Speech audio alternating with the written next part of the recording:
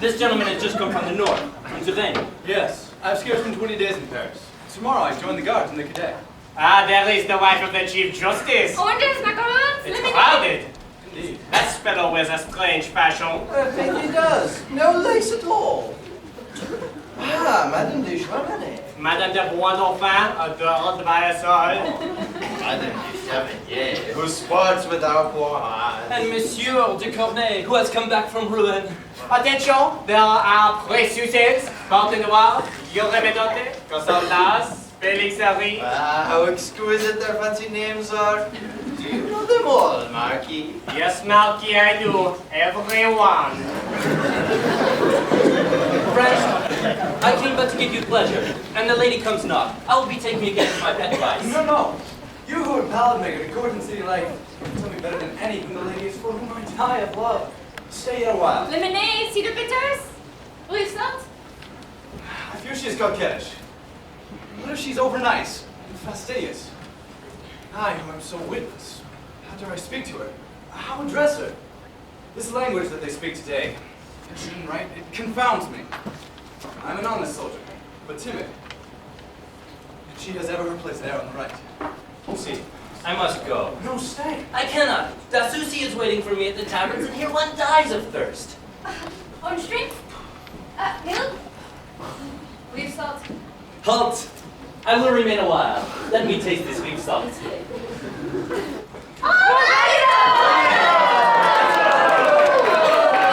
The famous tavern keeper. Sir, have you seen Monsieur de Cyrano? The pastry cook of actors and poets. Oh, you do me too great honor. No, hold your peace, machinist that you are. Oh, true, these gentlemen employ me. On credit, though he himself is a poor to pretty talent. Oh, it is true that for a little old. You give a tart. Oh, a tartlet. Brave fellow, he would fain excuse himself. Now for a triolo, did you not get an exchange? Some little rolls. Milk rolls. As for the theater, which you love. Oh, to distraction. How did you pay for your tickets, huh? With cakes? Come, your place tonight. Tell me in my ear. What did it cost you? 4 rolls and 15 cream puffs. Cyrano is not here. That's strange. Why so? Well, Montfleury played. Oh, it's just that old wine barrel is going to take Phaedon's part tonight.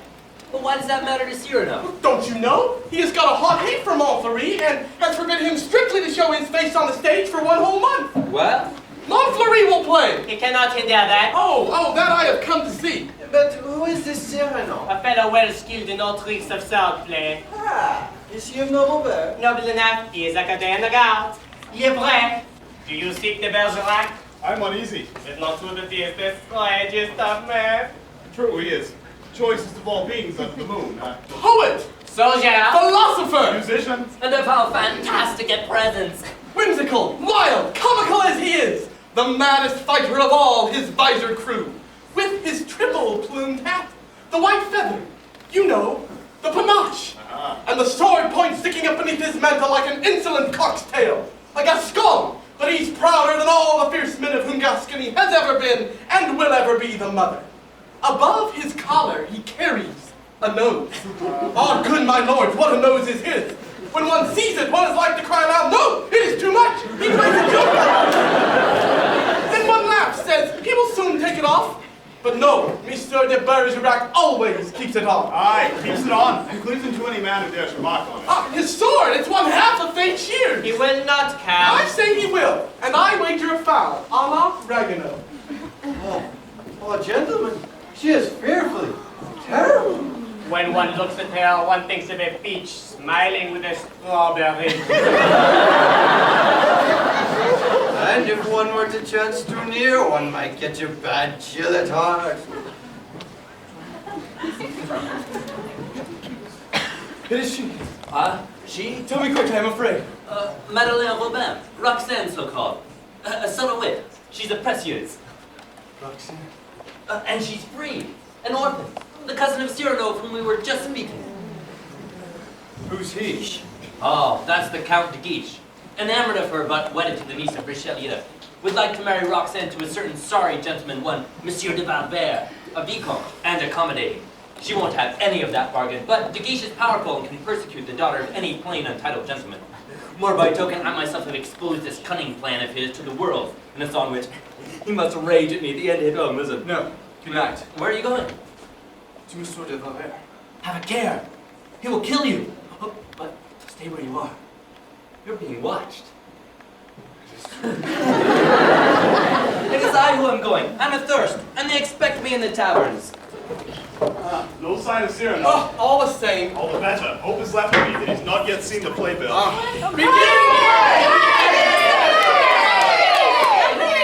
Yes, fine taste in dress, your de Guiche. What?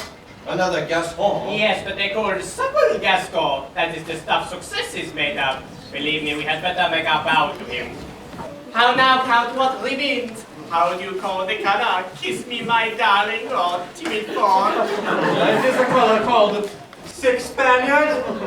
If faith, the color speaks truth, for thanks to your valor, things will soon go badly for Spain and Flanders. Up there. Autophonus. I was looking for a glove. And you found a hand? Let me go, and I will tell you a secret. Well? Linier, he who has just left you.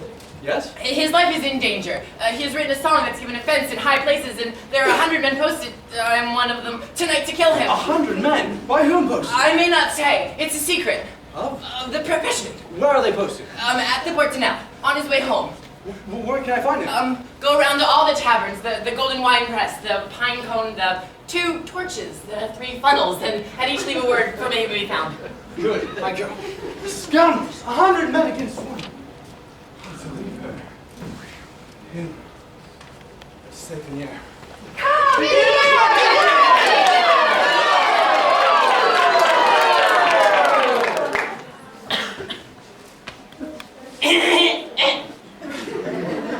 Heureux, qui, loin des cours dans un lieu solitaire, s'est prescrit à soi-même un exil volontaire, et qui, lorsque ses pieds... Did I not forbid you to show your face every month?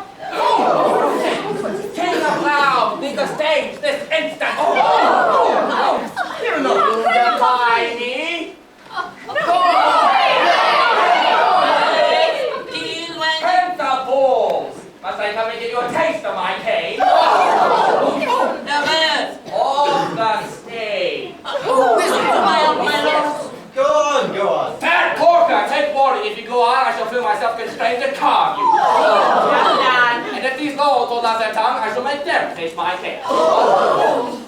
If he does not go quick, I shall cut off his ears and hang them on his eyes. Is he not gone yet? Good! I shall slice this fine sausage for 3 wives. You outrage the muse, sir, in insulting me. If that muse, who knows you not at all, could claim any acquaintance with you, or believe, seeing how urn-like fat and slow you are, she would make you taste her shoe sole. I pray you have a care, otherwise my scabbard soon shall render up its blade. Leave the stage. Can someone speak? Monsieur de Cyrano displays his tyrannies! A thief for tyrants! What ho! Play us La Clarice! If I hear that word one more time, I'll slaughter every man of you. Oh, Samson. Yes, Samson, would you lend me your jawbone, sir? Scandalous!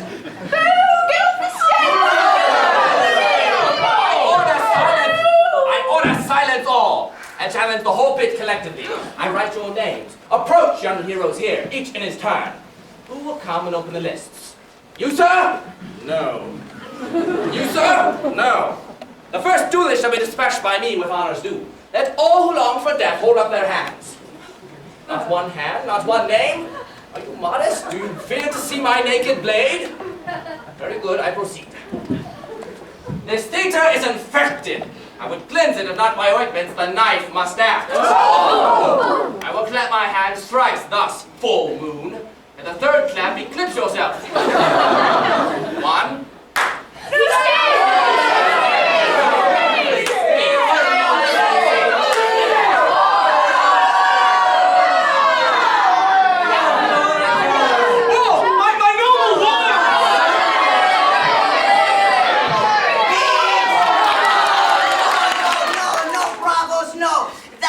Tragedian whom you love felt sick to his stomach. But pray, sir, why do you hate Montfleury so? Youthful gander, know that I have 2 reasons, either will suffice. Primo, he's a villainous actor who mouths and heaves up like a bucket the words that should bird like fly. Secundo, that is my secret. Shameful! You deprive us of La Clarice! I must insist! Oh, mule! Know that the verses are borrowed not with a twat. I'm glad to interrupt. Oh, fairest ones, radiate, bloom. Hold to our lips the cup of dreams intoxicating, like Heat, the goddess of youth. Or when death strikes, inspire death with your sweet, charmed smiles. Inspire our verse, but criticize it not. But we must give back the entrance fees. Belleros, you make the first intelligent remark. When I rend Thespes of his sacred mantle? No. Here, take this and hold your peace. At this price, sir, you've authority to come stop La Clarice every night! Even if you chase us all out in your pack! Clears it home! Get out at once! He becomes a nuisance. Swaggerer. Will no one put him down? I'll do it. See here. Sir, your nose. It is very big. Very! Is that all? What do you mean? Oh no, young blade. You might have said at least 100 things by varying the tone. Like this. Suppose. Aggressive! Sir, if I had such a nose, I'd amputate it! Descriptive! It's a rock, a peak, a cape forsooth, it's a peninsula! Curious! What serves that oblong capsula? For scissor sheath or pot to hold your ring? Gracious, you love the little birds, I think. I see you managed to find their claws a ruby perch. Truculent, when you smoke, does not the tobacco smoke sprout from your nose? And as the fumes rise higher, do not the neighbors cry terror-struck, "The chimney's afire!" Tender. Pray, have a small umbrella made, lest its bright color in the sun should fade. Pedantic, that beast Aristophanes' names, Hippocamelophontylus, must alone have possessed such a solid love of flesh and bone beneath his forehead's bomb. Emphatic, no wind, no majestic nose can give thee cold, Say, when the hurricane blows. Dramatic. When it bleeds. What a red seat. Cavalier, the last fashion friend, that hook to hang your hat on. Admiring. What a sign for a perfumery. Simple. When is the monument on view? Rustic. That thing in nose is a dwarf pumpkin or a prize turnip. Military. Point against cavalry. Or behold the nose that mars the harmony of its master's face, flushing its treachery.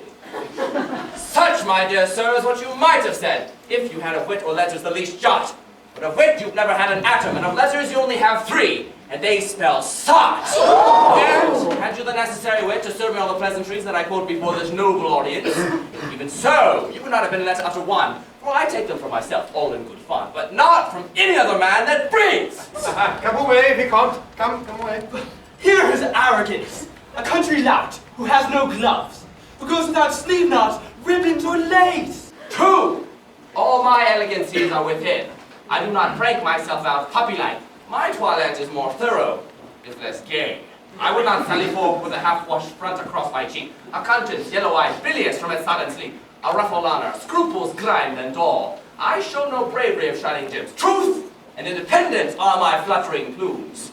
It's not my form I lace that makes me slim, but brace my soul with efforts as with stays, covered in exploits. Not with ribbon knots, my spirit bristling like your moustache. I, traversing the crowd and chattering groups, make truth ring bravely out like clash of spurs. But, sir, I have no glove, and what of that? I had one once, remnant of an old pair, and not knowing what to do with it, I threw it in the face of some young fool. base scoundrel, rascally flat-footed lout. Ah, and I, Cyrano de Bergerac.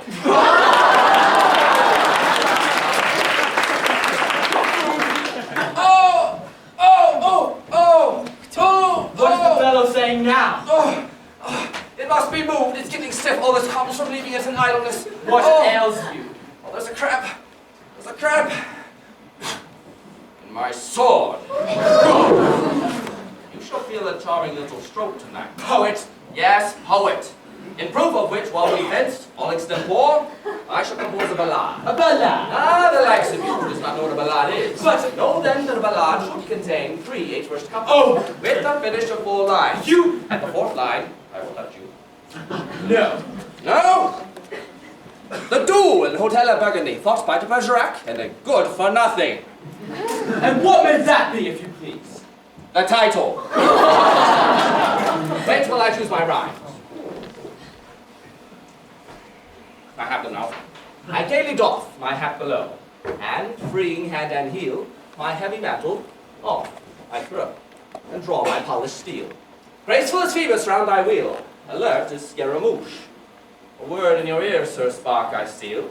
When at the verse's end, I touch. Better for you, had you lain low, where screw my cock. In the heel, in the heart, river below, in the hip to make you kneel, hold the musical fashion steel.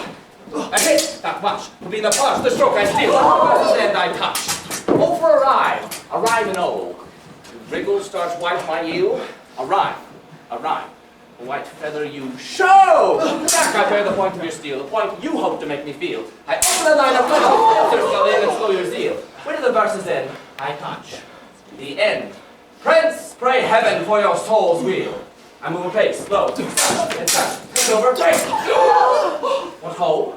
You reel. When to the finish of 4, I touch.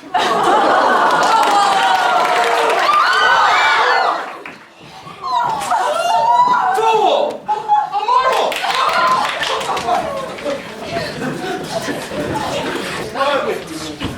Wait, let the rabble go.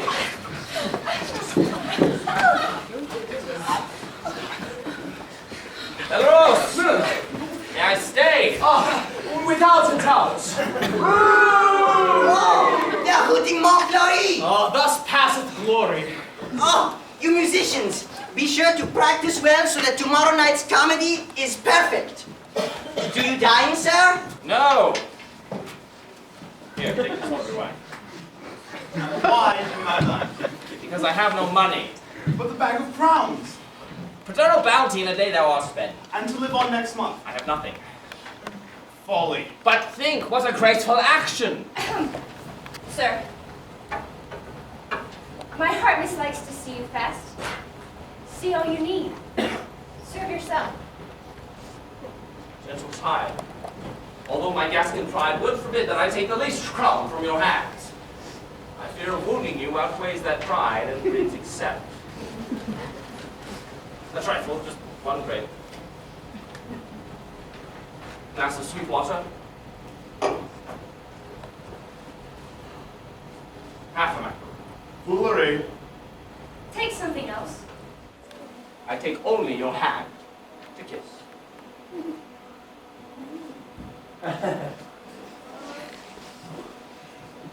Thank you, kind sir.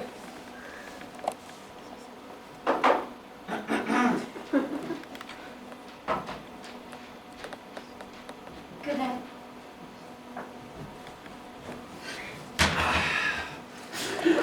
Dinner? Dessert? Wine. Now talk, friends. What were you saying? Oh, I am famished. Do you want to know the effect of your fine insolence? Oh, enormous! With the cardinal. The cardinal! The cardinal was there. Must have thought it. Original faith. But he's an author. It will not fail to please him to mar a brother author's play. You make too many enemies by far. And how many do you think I made tonight? 40. No less. Not counting the ladies. Count! Montfleury the First, Marquis, de Guiche, Vicomte, the Barreau, the Academy. Enough! Too much happiness! But these... Where will they lead you in the end? Explain your system to me. Come. I was lost in a labyrinth. So many different paths to choose. And I took, Took which? oh, by far the simplest. I decided to be admirable in everything. Well, so be it, but the motive of your hate for Montfleury. This oaf, big-bellied corpse, still deems himself a danger to the love of lovely ladies. While sputtering out his actor's part, makes sheep's eyes at the box. Gobbling frog. Oh, I hate him since the evening he dared presume raise his eyes to hers. It's as if I saw a slug crawl slavering over the flower's petals. How now can it be? That I should love? I love. And may I know, you never said. Come now, think. The fond hope to be beloved, even by some poor graceless lady, is by this nose of mine forbidden. This nose, which go wherever I will, pokes yet a quarter mile ahead of me. Yet I may love. And who? Of course, I love the loveliest. How could it be otherwise? The loveliest. The loveliest, most brilliant, most beautiful, most refined, most golden hair. Sapristi, all is clear. Transparent. Your cousin, Madeleine Aubin? She whom they call Roxanne. Well, so much the better. Tell her so. She saw you triumph here this very night. Look well at me and then tell me with what hope this protuberance can inspire my heart. I do not lull myself with vain illusions. And at times I am weak. I enter some dream, perfumed sweet, and sent with this poor ugly devil of a nose, spring's essence. In the silver rays I see a knight with his lady on his arm and think, to saunter thus, with my lady too beside me. Oh, thought soars to ecstasy. A sudden shock, the shadow of my profile on the wall. My friend, at times it's hard. It's better to feel my own loneliness, my only favor. You weep? No, never. Think how highly suited to trace a tear down this nose of mine. I never will. Well, of myself I am master. Allow the divinity of tears to be wedded to such common ugly grossness. Nothing more solemn than a tear, sublimer. And I would not by weeping turn to laughter the grave emotion that a tear expresses. But what is love? A chance of fate. I love Cleopatra. Am I Caesar? But your courage and your wit. With the lady who offered you refreshment even now, her eyes did not abhor you, you saw well. True? Roxanne was death pale as she watched the duel. Pale. Pale. Her heart and her fancy are already yours. Just put them to the touch. That she may mark my pace! That is the one thing on earth that I fear!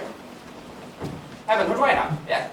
I was bid to ask you by a certain lady where she might see her valiant cousin, but in secret. See me? Yes, sir, she has something to tell you. Something? Something private. Oh, yes. Tomorrow at dawn we go to hear Master Saint-Roch. After, what place for a few minutes each? Oh, but my soul! Say quickly! I'm thinking. Where? The pastry house oregano. Where does he lodge? The Rue. Oh, heaven.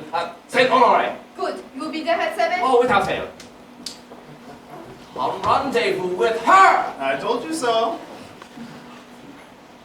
She knows I live. Let the world go burn. Now you'll be calm, I hope. I now calm. I'll be frenetic, frantic, raving man. Oh, give me an army to attack a host. I've 10 hearts in my breast, a score of arms. Don't bring me dwarves to cut in half. No, bring me giants. Quiet down there. Quick. Defend the mule. And off we go. Here we go. Cyrano! Fast. A lasky trash we are bringing you. Then yeah, what's his chance? He seeks you. He dare not go home! Why not? This letter warns me. Yes. Revenge. Yes. 100 men. Yes. For that song I wrote. At the Porte de Nel. Say quickly, man. To get to my house I must go that way. I doubt not. Yes. Give me leave to sleep beneath your roof tonight. Oh, you'll sleep in your own bed tonight. I'll make it myself. All right, here we go, gentlemen. March. Why embroil yourself? Howl the brave who scolds. But for this worthless drunkard. For this cause, this wine barrel, this cask of Burgundy, did one day an action full of grace. As he was leaving church, he saw his love take holy water. This man, who was afraid of water's taste, ran quickly to the stoup and drank it all to the last drop. Indeed, that was a graceful thing. Was it not? Come, gentlemen, march. When you sashimi charge, gentlemen, do not support me, whatever the odds. Ooh, I shall come and see. Come all, you shall add a musical swarm, the treble clef to the bass. Play us a march, gentlemen of the band. I, all alone, beneath the bloom that glory lends herself, to deck my hat. Listen, hear me? I forbid you to help me. 1, 2, 3. Open wide the doors. Paris wrapped in night, half indistinct. Oh, what a lovely scene for this wild battle. Yes, the Seine trembles, mysterious, like a magic mirror. And shortly you shall see what you shall see. To the Porte de Nel! Do you not ask, sir, for what cause against this rhymer 50 men were sent? They knew him for a friend of mine.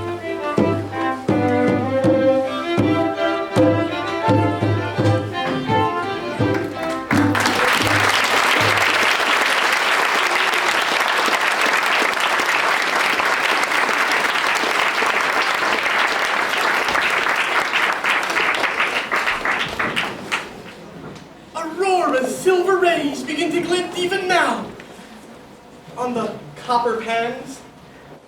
And thou, oregano, must stifle in thy breast the god of song. Anon shall come the hour of the lute. Now, it's the hour of the oven.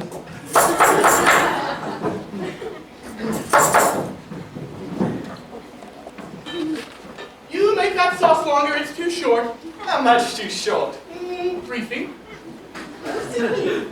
Metric feet, which is poetic madness. The tart.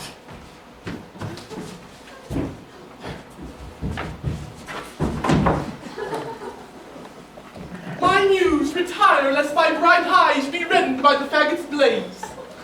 You've put the cleft of the loaves in the wrong place. Know you not that the saturate should be between the hemistiche? To this palace of paste you must add the roof. And you, as you put on your lengthy spit, the modest fowl and the superb turkey, my son, alternate them. As the old Malera beloved well to alternate his long lines of verse with the short ones. Thus shall your roasts in strokes turn before the flame. Master, I thought of you and made this. A liar! It's a brioche pastry. With candied fruit! The strings, see, are sugar. Oh! For your labor, my son. Go! Drink my health. Hush! My wife, bustle, pass on, hide that money. Is it not beautiful? Oh, it's passing, silly. Oh, bags, good. I thank you. Heavens! My cherished leaves! The poems of my friends! Torn, dismembered to make bags for holding biscuits and cakes? Oh, it's the old tale again! The poet and the Philistines! And am I not free to turn at last to some use the sole thing that your wretched scribblers of halting lines leave behind them by way of payment? Groveling ant! Insult not the divine grasshoppers! Sweet singers! Before you were the sworn comrade of all that crew, my friend, you did not call your wife Philistine an ant. Turn bear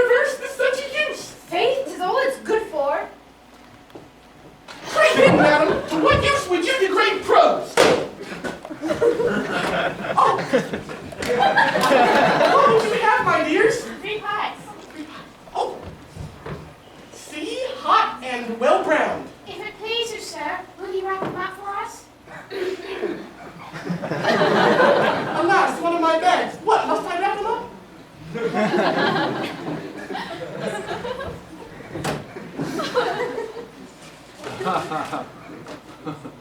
Ulysses thus, on leaving fair Penelope. Not now. The gold-locked Phoebus. No, nor that. What are you doing Here. The sonnet of Phyllis. Oh, but it's hard to part with it.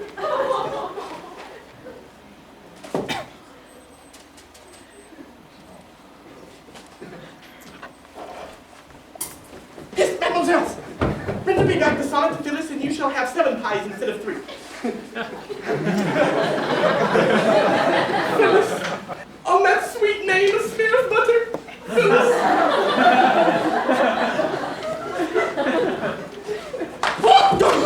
Cyrano. What's the clock, Ragnarok?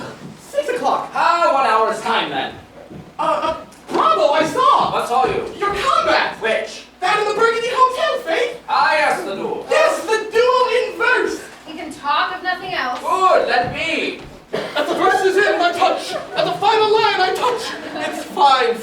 As the verse is in. What's the clock? 5 minutes after 6. I touch. Oh, to write a ballad. What's wrong with your hand? Nothing, a slight scratch. Have you been in some danger? None in the world. I think you lie. Did you see my nose quiver? Faith, it must have been some monstrous lie that should move it. I have some friends coming. Can we not be alone? But it's impossible. My poets are coming. Oh yes, for their first meal of the day. Of your courtesy, take them aside, and I shall make you sign to do so. Pen. Here, a swan's quill. Good day. Who's that? Oh, that is a friend of my wife. A terrible warrior, at least so he says. Hush. I will write it, fold it, give it to her, and run away. Oh, but coward, do I even dare speak to her a single word?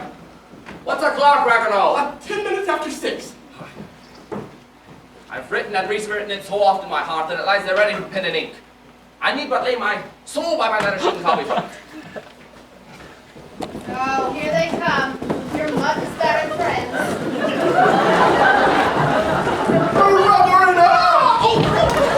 Dear brother!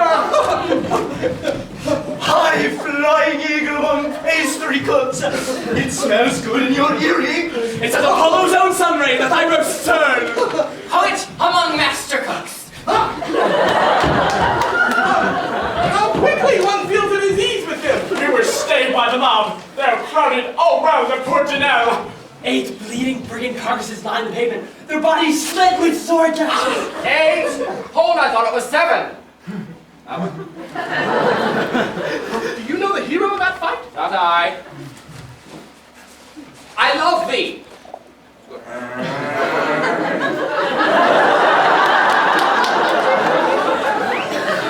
There was one man, they say, yes, swear to it, one man who single-handed put the whole band to rout.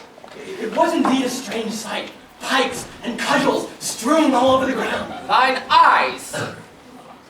And they were picking up hats all the way to the kind of hair. Sapristi, but he must have been a ferocious. Thy lips. It was a fearsome giant that was the author of such exploits. And when I see thee come, oh, I faint for fear.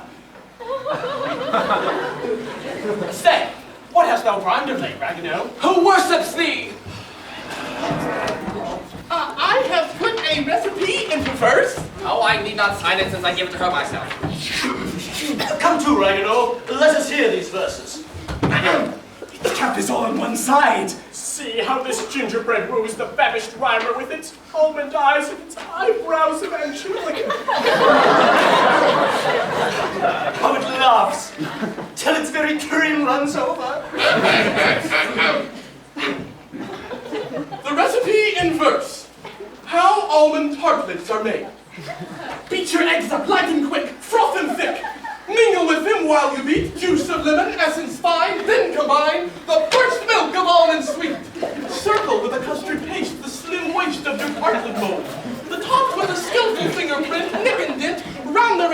drop by drop, in its little dainty bed, your cream shed.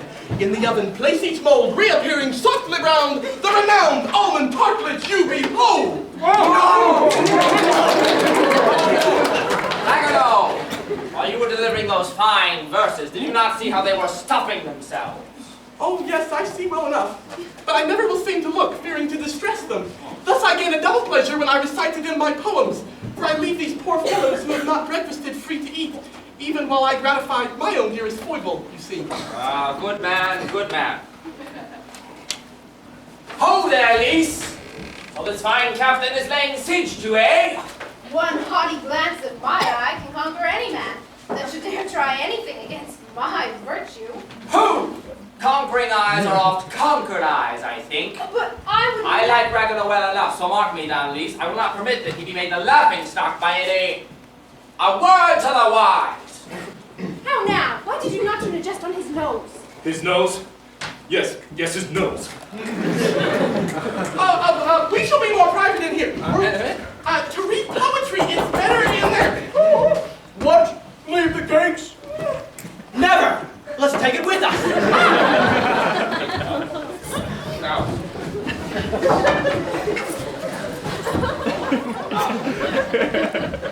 Enter. A word with you, Glyna. Oh, sir, if you like. Are you fond of sweet things? Oh, I could eat myself sick on them. You see those two poems by Monsieur Bergerac over there? Eh? Which I shall fill with cream cakes. What say you to the cake they call a little puff? If made with cream, sir, I love them very well. Here, I stuffed 6 of them into a poem by Saint-Amand, and into the verses of Chapelain, I glide a lighter morsel.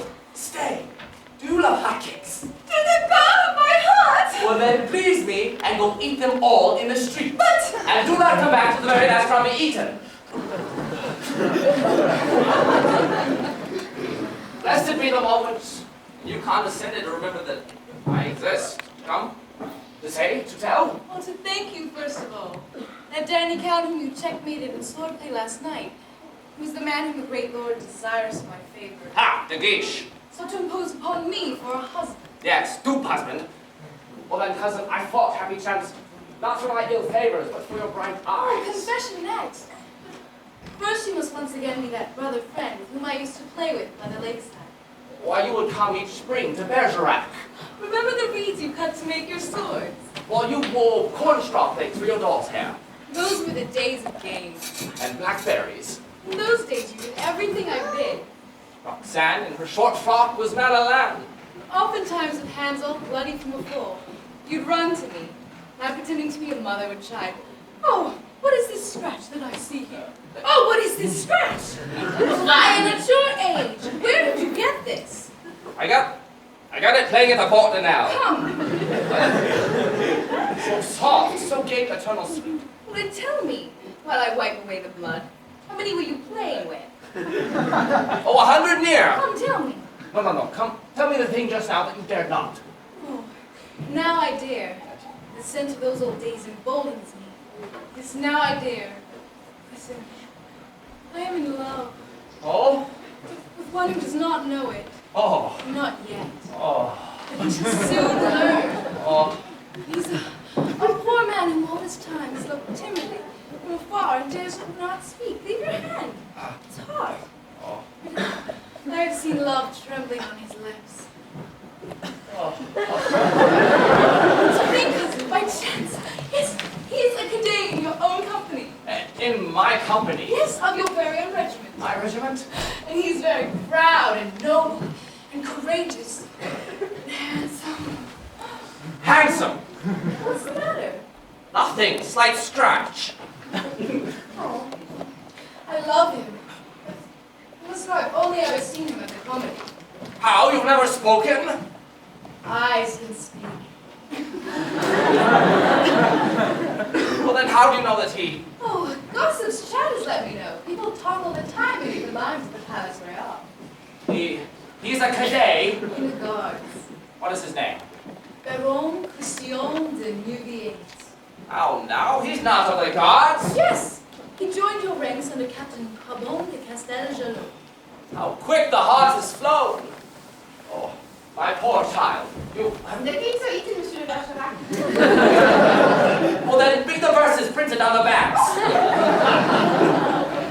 My poor child, you who love bright wit and flowing words. What if he is witless? Oh no, he's got the bright locks of a hero. A well-curled head and a witless tongue, perhaps. Oh no, I guess. I feel his words are fair. Oh, but suppose he were a fool. Then bury me. Is it for this reason that you brought me here, madame? I fail to see what purpose this serves. But I felt a terror here in my heart upon learning that you were Gascons, all of your company. And we provoke all bearded sprigs that favor dares the midst amongst us, pure Gascons. They told you that as well, eh? Yes, so think how I trembled for him. Oh, not without clothes. Oh, but when I saw you last night, brave, invincible, punish those fops and challenge that dandy to a duel, I thought that if he whom all fear, if he would only... Good! I will befriend your little baron. You will be his friend. Yes. You would do this for me. Yes. I've always held you as a tender friend. Yes. But he will fight no duels. Do you promise? No, I'm not. How good you are. I must be gone. But you never told me of last night's fight. Oh, You must have been a hero. well, Bid him to write to me. yes, I will. Oh, great. We are great friends. Great friend. Bid him to write. Oh, 100 men. How brave. How brave. I have fought better since. Can I come in? Come in. Here he is! Captain. Our hero, I heard everything. Come, so they can lay out here. Oh, no, please. Come, they will not rest until they see you. I cannot. They're drinking opposite at the boar's Oh, head. please. The hero's an assault, he won't come. San Dios! They're running across the street. De la table ronde, que l'embrasse, il est dans les rondes. Gentlemen, are you all Gascons? Oh! Bravo! Baron! Baron! Come, I must embrace you! We'll embrace him! Gentlemen, are you all barons, sirs? All of us! Is it true? Why, yes. You could build a tower with nothing but our coronets, my friend. Hush! Here comes Monsieur de Guiche. He comes from the Marshal of Question. Who would express his admiration, sir, for your new exploit? No, it's so proud. The Marshal is a judge of valor. I could not believe the thing had not these gentlemen sworn they witnessed it. With our eyes. Hush! Before this crowd, wait, you will see. In feats of arms already your career abounded. You serve with those crazy Gascons. With the cadet. With us! All these gentlemen of haughty mien, are they the famous? Cyrano! Captain. Oh, pray, favor me, since my company is all here assembled. Present them to my lord. My Lord de Guiche, permit that I present the bold cadet of Gascony, of Carbon, of Cassel, Jaloux. Brawling and swaggering boastfully, the bold cadet of Gascony, spouting of armory heraldry, their veins brimming with blood so blue, the bold cadet of Gascony, of Carbon, of Castel, Jaloux. A poet, it's the fashion of the hour. Will you be mine? No, sir, no man. Last night your fancy pleased my uncle Richelieu. I'll gladly say a word to him on your behalf. Heavens! I imagine you have rhymed 5 acts or so. You're out of bean. You'll see the stage at last. Take them to him. In sooth, I would. He is a critic skilled. He may correct a line or two at most. My blood congeals to think that he should change a single comma. But whenever it commends itself to him, he pays it dear, good friend. Well, then he pays less dear than I. When a verse pleases me, I pay myself and sing it to myself. You are proud? You've noticed? See, Cyrano, this morning on the way, what strange bright-feathered game we caught. The hats of the fugitives. Spoils of the exploit. He who led that ambush bait must curse and swear. Who was it? I, myself, I charge them, work too dirty for my sword, to punish and chastise a drunk Rhinestaff. Well then, pray, sir, render these back to your friends. My chair, there, quick I go. As for you, Sirrah, Have you read Don Quixote? Read it? I'm all but lived it. I come to study the windmill chapter. Ah, yes, chapter 13. For when one tilts against the windmills, it may I chance tilt against those who change with every breeze. that windmill sails may sweep you down into the mire. Or upward to the stars. Gentlemen, gentlemen, gentlemen. Here's a fine mess. Oh, scold away. Surely we'll admit that tonight Eve's chance of fate exaggerates. Yes, I exaggerate. For principle, example 2, I think it's well thought to exaggerate. Lay aside that pliable musketeer. Fortune and glory await you. Yes, and then, secret protector, to the patronaut. And like the ivy round a tree, that lifts the bark to gain the trunk support, climb high by creeping moves instead of force. Oh, thank you. Was I, player buffooning, gritting hope to see a smile, not disapproving on our patron's lips? Think you know. Or, oily tongue, to in the oil of praise, flatter the great man to his very nose. No, thank you. Bribe kindly editors to spread about my verses? No, thank you. Or, try to be elected the pope of tavern councils, held by imbeciles. No, thank you. Or to gain reputation by making one small sonnet instead of making many. No, thank you. Be terrorized by every passing paper. Thank you, no. Grow pale, fear, calculate, seek introductions, draw petitions up. No, thank you. And no again. But see, dream, laugh, go lightly, solitary, free, with eyes that look straight forward. Oh, for yes or no shall fight, or turn arrive. The go hat just the way you choose, to work without one pause of gain or fame, to realize that journey to the moon. Embracing in modesty, say to oneself, good friend, be thou content with flowers, fruit, no, leaves, but pick them from no garden but thine own. In short, disdaining tendrils of the parasites, to be content, if neither oak nor elm, not to mount high perchance, but mount alone. Alone and if you will, but not with hand against every man. Where in the devil's name have you come up with this lunatic idea to make enemies for yourself at every turn? By dint of seeing you at every turn make friends, and fawn upon your frequent friends with mouth, wide smiling slit from ear to ear. I pass unsaluted and cry joyfully, but ho, another enemy? Lunacy! What if it be my vice?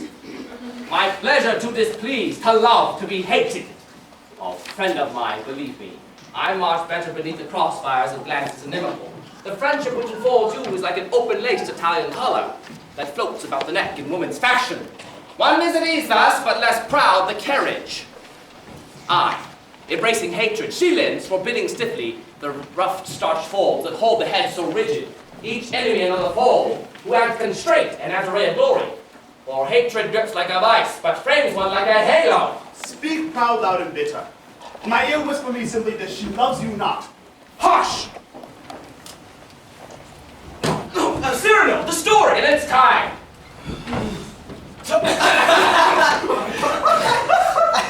Oh, Cyrano, the story of the fray. It will serve to lessen well this timid young apprentice. Apprentice? The sickly northern greenhorn. Sickly? Hark, Monsieur Olivier, listen your ear. There's something here one no more dares to name than to say rope to one whose sire was hanged. And what may that be? See here. Do you understand? You mean his nose? We never mention that word unless we deal with him yonder. He once put 2 snuffling men to death in a rage for the sole reason they spoke through their noses. And if you would not perish in flower of youth, A word, a gesture, your handkerchief may prove your shroud. Captain.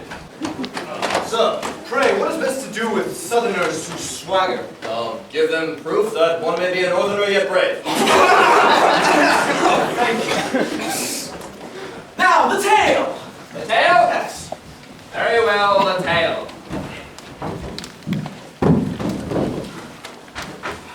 All right. I went all alone to meet the man. The moon was shining, clock-like, full in the sky, when suddenly some careful clockmaker passed a cloud of cotton wool across the case that held the silver watch. And presto! I, The night was inky black. None could see anything further than one's nose. What is that? Sir, It's the man who joined this morning. this morning? Yes, his name is the Baron de Nouvier. Good. It is well. What was I saying? Warriors! Then it was dark. I went, thinking for some knavish cause, some great prince, who certainly could break My nose. my teeth! Who could break my teeth? And I, imprudent like, was poking My nose. my finger into the affair of another. He may prove strong and rapping. Over the nose. Over the knuckles. But on, yes, forward, Gascon. On, Cyrano, duty called. When suddenly from the shadow came. Crack on the nose. I parry it, find myself. Nose to nose. With 100 brawling sops who stay. A nose full. Onions and brandy cups. I looked out, head well down. Nosing the wind. I charge, go to, impale one, running through. One aims at me, pop, and I parry. A blow to the nose. Out! All of you! Leave me with him! I will die!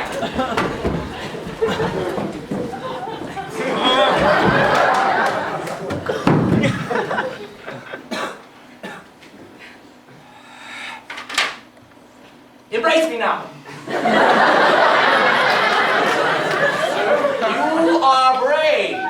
But, No, I insist. go ahead, tell me. I am her brother. Who's brother? Hers face Roxanne's. It's her brother. Brother, cousin, same thing. She's told me everything. She loves me, say. Well, maybe. Well, sir, I ask your pardon.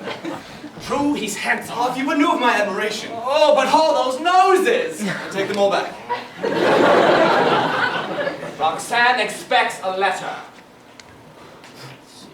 Sacrilege! What? I am lost if I but opened my lips. Why so? I am a fool. I could die for shame. None is a fool who knows himself a fool. And you did not attack me like a fool. I have a certain military wit. But before women, their eyes. True, when I pass, their eyes are kind. And when you stay, their hearts are kinder, I think? No. For I am one of those men, tongue-tied, you know it, who can never tell their love. And I, had nature been more kind, more careful when she fashioned me, could have been one of those men who could well speak their love. To speak one's thoughts with easy grace. To be a musketeer with handsome looks. Roxanne has a press use. I'm sure to prove a disappointment to her. And I, such an interpreter, speak my soul. Eloquence, where to find it? That I lend. If you lend me your handsome Victor charms, then did we make a hero of romance. How so? Well, can you learn the things I shall teach your tongue? What do you mean? Roxanne shall never have a disillusionment. Will you, that we woo her both together? But Cyrano, Will you, I say? I fear. Since you fear to chill her heart, will you to kindle all her hearts aflame? Your eyes are flesh. Will you? Will I give you such pleasure? It would amuse me. It's an enterprise to tempt a poet. Let me complete you. You complete me. You march victorious. I go in your shadow. Let me be wit for you. Be you my beauty. The letter that she waits for even now. I never could write it. See? Here it is. What? Take it at once, but the address. But, Send it will suit. but have you... We poets. How about pockets full of love letters? Creations of our novel heads. Come, change faint love words into true. You'll see that I poured my sighs and moaned haphazard-wise. In these lettered lines, I was eloquent, all the more, the less sincere. Take it and make an end. We're not well to change some of the words. Written haphazard. Will it fit Roxanne? It will fit her like a glove. Foolish belief of love. Roxanne will think each word inspired by herself. My friend. Oh, the silence of the grave. I dare not look. Oh, what a sight! Oh, what's this? Our demon has become a saint. Struck on one nostril, he turns the other. Let me speak his nose henceforth. Alice, see here. Oh heavens, what a stench. You, sir, without a doubt have sniffed it up.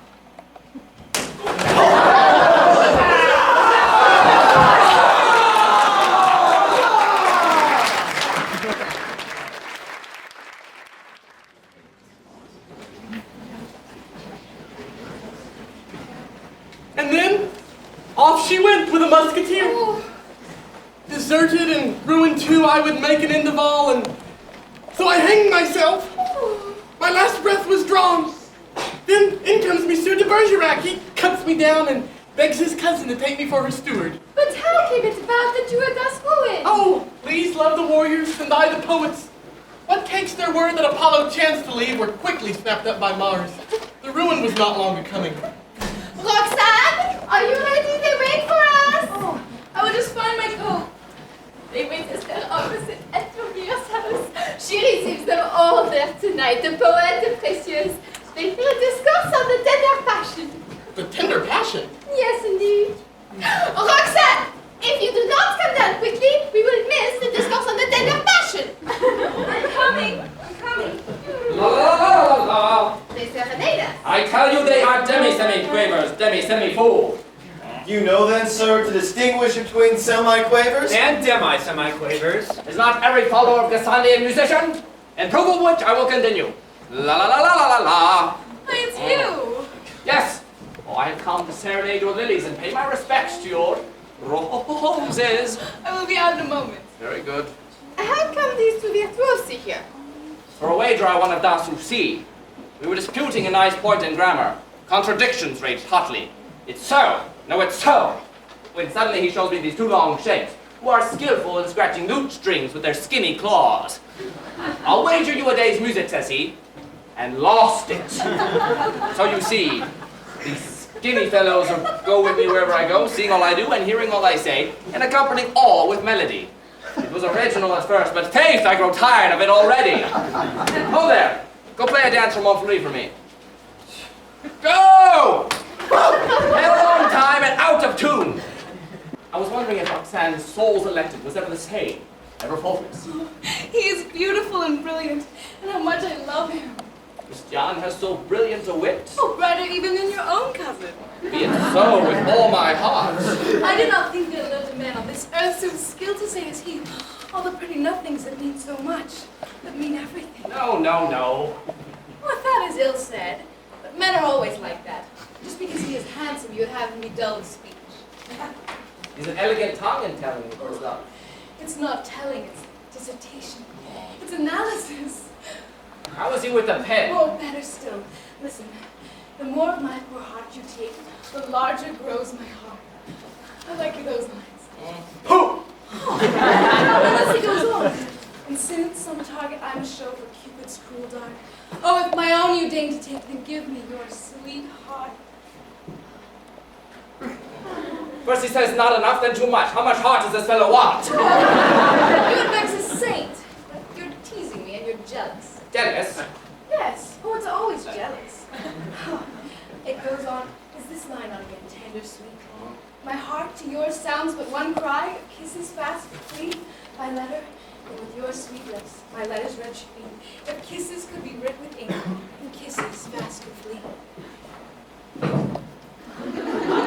Those lines are paltry enough. Oh, no, it goes on. Did you hear more? Yes. You have them all by heart, then. Every one. Oh, well, all oaths that can be sworn, it's flattery. They're the lines of a master. Come, no, master. Yes, I say it. A master. The geese is coming out of you. It is best he does not see you. It might perchance put him on the scent. Oh, my own dear secret. And he loves me and is powerful, and he could well deal a devil Very to my well. love. All right, Oh. all right. I go.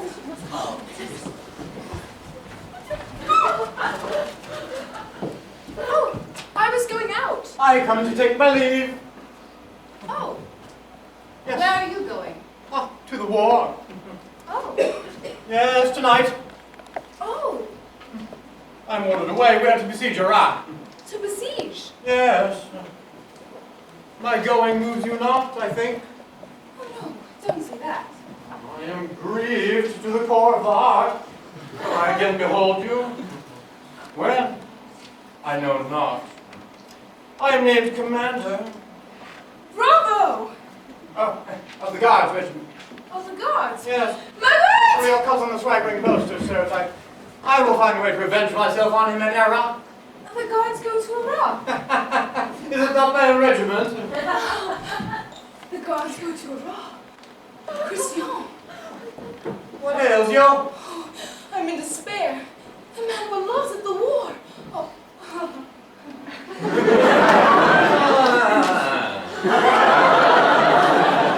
You say such sweet words to me for the first time, and just when I must quit you.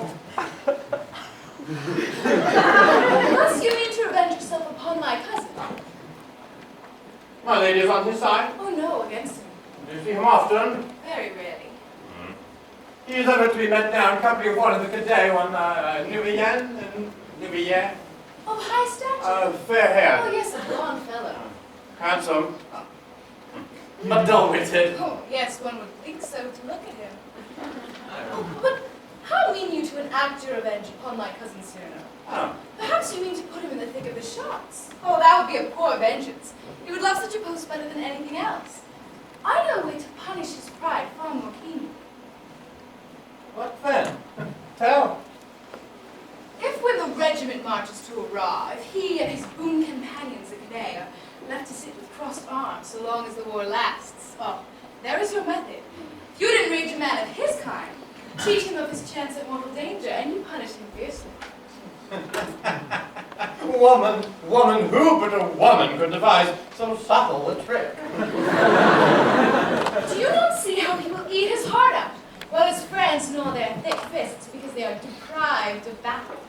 Oh, there is your method, and thus are you best avenged. You love me then? A little? I wish, seeing you thus espouse my cause, Roxanne, you leave it a proof of love. That is a proof of love. Here are the marching orders. They will be sent instantly to each company except this one. It's that of the cadet. This, he. Cyrano, his love of battle. So, you can play tricks on people, you of all ladies? Oh, sometimes. Oh, I love you. To distraction.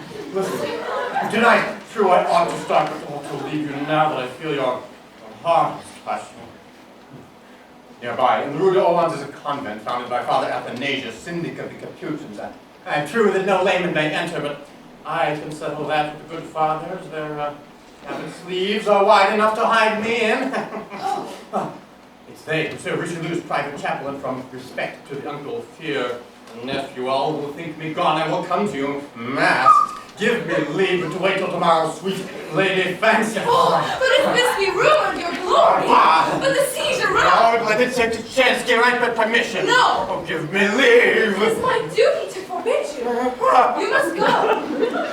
Christian sees here. I would have you heroic, Antoine. Oh, heavenly word, you love, then, him. For whom I tremble. I know then. You are content. Yes, my friend. Yes, my friend! Oh, not a word of what I've done. Cyrano would never forgive me for stealing his war from him. And he takes with me every second.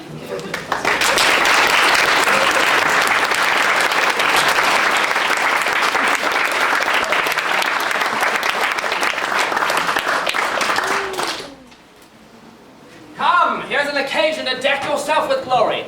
Put away those ugly looks. Come back to your house and I will teach you everything. No. Ah. I will wait for Roxanne here.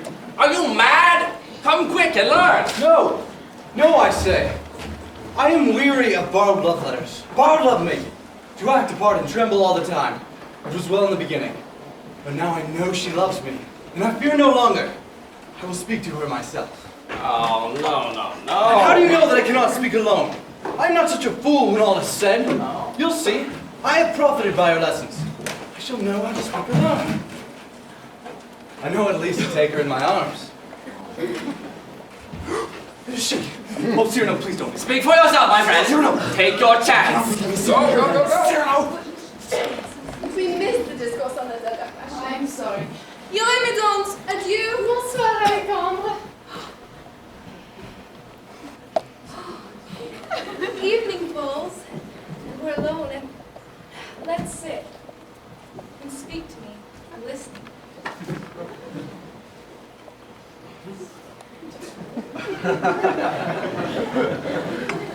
Oh, I love you. Yes, speak to me of love. I love thee. That's the theme. Now give it variation. Vary it. I love you so. Come, and then? And then I would be so glad. So glad if you would then love me. Roxanne, please tell me so. I ask for cream and you give me gruel. Say how to possess you. Utterly. I'm not those tangled sentiments. Your throat. I'd kiss it. Christian. I love you. Again? No. I love you not. Isabel. But I adore you. Oh. I'm grown stupid. Yes, and that displeases me. Almost as much as if you had grown ill-favored. But Come. Rally your poor eloquence, it's flown. I... You love me. I know, and you. No, don't go yet. I will tell you. But you adore me. I've heard it very often. Go away. But I would fain. That was successful. Cyrano, come to my aid. Not I. Oh, but I shall die if I do not win back your favor. And how am I, in the devil's name, to teach you? It is she. It is she in the window. Oh, I shall die. Speak lower, man. I shall die. All can be repaired, although you don't deserve it. Well? Stand there, poor wretch, fronting the balcony. I'll go on the other side and prompt your words to you. Go, you do it. Just stand there, prompting your words.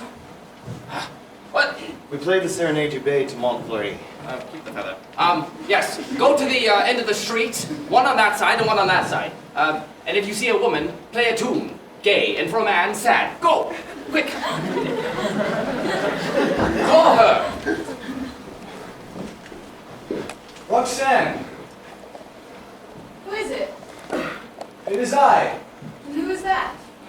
Christian. No, you. I want to speak with you. No. You speak stupidly. Oh, pity me. Oh, pity me. Why? You don't love me anymore. You say great heaven? You say, great heaven. I love no more. I love no more. When I love more. When I love more. And more. And more. That is a little better. A trifle. Love grew apace. Love grew apace. Rocked by the anxious beating. Rocked by the anxious beating. That the poor wanton boy Cupid. That the poor wanton boy, Cupid, Took for a cradle. took for a cradle. Still better. But if this be the case, you should have stifled baby love in his cradle. Ah, madame, I tried. Oh, madame, I tried. But this newborn babe But this newborn babe is a young is a young Hercules. That is better. Thus he strangled in my Thus heart. strangled in my heart The two serpents. the two serpents Of pride. of pride And doubt. and doubt. Oh, beautiful. But why so faltering? Has mental palsy seized your faculty imaginative? Get place, this becomes critical. Tonight, your words are hesitating.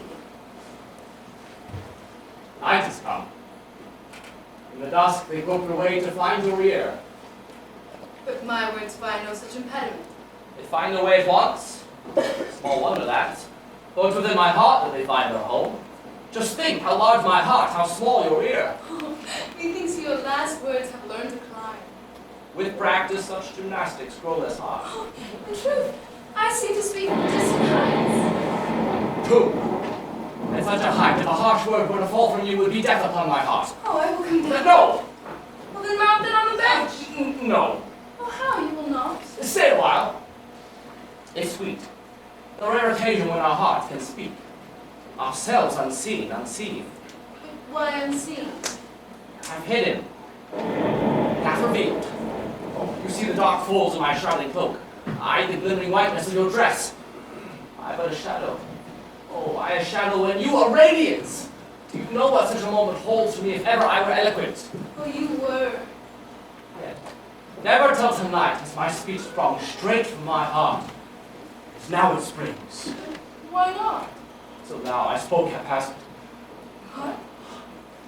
Your eyes. Your eyes have beams that turn men dizzy. But I think I shall find speech tonight for the first time. It's true. Your voice rings with a tone that's new.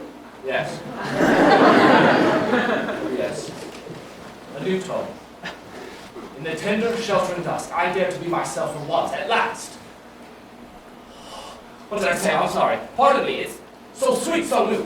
But how so new? To be at last sincere. Till now my poor heart, fearing to be mocked. Mocked? And for what? For its mad beating. Till now my heart has clothed itself with witty words, to shroud itself from curious eyes, impelled at times to aim for a star, yet, fearing ridicule, stay my hand, and call a wild flower. Oh, but a wildflower can be sweet. But tonight the star. Never have you spoken thus before. If, leaving Cupid's arrows, quivers, torches, we turn to seek for sweeter, fresher things. Instead of sipping in a pigmy glass the dull, fashionable waters, what if we try how the soul slakes its thirst in a fearless plunge? The heart of the fountain. But wait. If I used it at first to arrest you, now it would be an outrage. An insult to the perfumed night, to nature, to speak fine words that garnish vain love letters. Look up at her stars. The quiet heaven will ease our hearts if all things are artificial. I fear lest amidst our skillfully compounded words, the truth of emotion might dissolve and vanish. The soul exhausted by these empty pastimes. The gain of fine things, to be the loss of all things. But poetry, I do not understand. In love, it's a crime. It's hateful, turning frank loving into subtle fencing. At last, the moment comes, inevitable. Pity those who never know that moment, when feeling love exists in us. Nobly, cunningly crafted words are futile and soul-sapping. What if that moment should come for us? What if it has? What words would serve you then? All. Any. Every. Whatever that came. Even as they came, I'd fling them about in a wild cluster, not to care for who came. Oh, I love thee. I am mad. I stifle. My name is in my heart as in a church bell. And as I ever tremble thinking of thee, ever the bell shakes, ever thy name rings. All things of yours I know, for I love them all. I remember that on the 12th of May, last year, you changed the style of your hair. I, who am so used to taking your hair for daylight, because when the eye stares at the sun's disk, one sees long after on all things a red blot.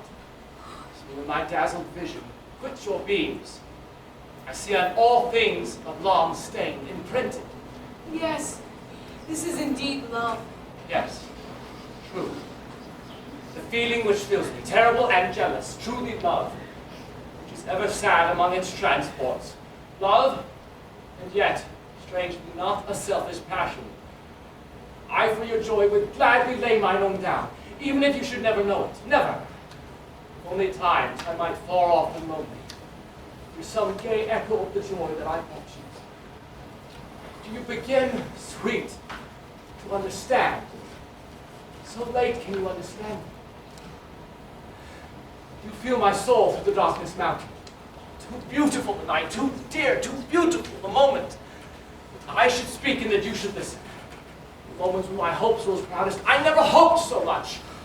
Have words of mine the power to make you tremble, thrown there in the branches. Yes, like a leaf among the leaves you tremble. For I feel, and if you will it, or will it not? Your hands, beloved, trembling, thrill through the branches, down your spray as in jasmine. Yes, I am trembling. I'm weeping. Thou hast conquered all of me. Let death come, for it is I myself, who have conquered thee. One thing, but one I dare to ask. A kiss. What? Fool, too hasty! She's moved us on proper by. Shh, silent, Christian! How quickly you withdraw. Yes, I withdraw. Without withdrawing? Hurt I modesty? Oh, the kiss I asked for just now. Oh, do not grant it. What? Shh, quiet! What do you whisper? I was saying, silent, Christian, hush! I was chiding myself for being too presumptuous.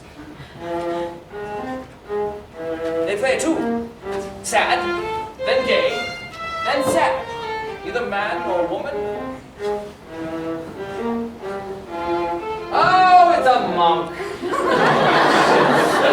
What do you want? I seek the house of Madame. I take him. Oh, right. Madeleine Robert. What does he want? That way. I thank you. For your good, I will tell my rosary to its last beat. Good luck. My blessings upon your cow. Win for me that kiss. No! Sooner or late. 2. Moment of intoxication when your lips are sure to meet. Thanks to your handsome face and her those lips. I'd rather it be thanks to mine. Are you still there? We spoke of it. A kiss. The word is sweet. Do not shrink from it. If the word burns your lips, what would a kiss do? Oh, do not let it frighten you. Have you not, all this time, glided insensibly and unalarmed from smile to sigh, from sigh to weeping? Glide now imperceptibly still onward, from a tear to a kiss. A moment's thrill, a heartbeat. Hush. A kiss. When all is said, what is it? It's a sealed promise. A heart's avowal claiming confirmation. A dot on the eye of adoration. A secret whispered to the mouse that makes time eternal. Communion of spirits, like spring's wild flowers. A kiss, madame, is honorable. The Queen of France, to a most favored lord, granted a kiss, the Queen herself. And what then? Buckingham suffered dumbly, so have I.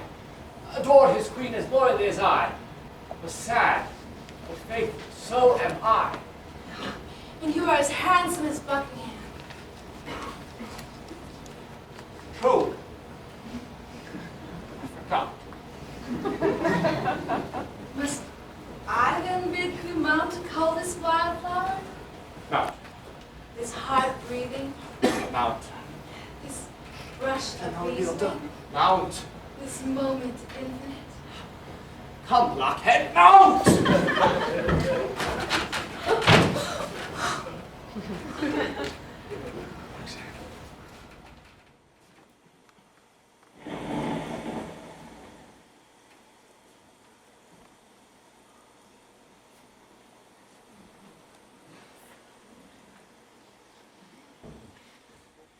Strange pain that brings my heart. The kiss. Love's bright feast. If I lay in the gate in darkness, and to me falls a crumb or two from the rich man's bowl. Oh, it's my heart. It's my heart that receives thee, Roxanne, mine. For on the lips you press, you kiss as well the words that I spoke just now. My words.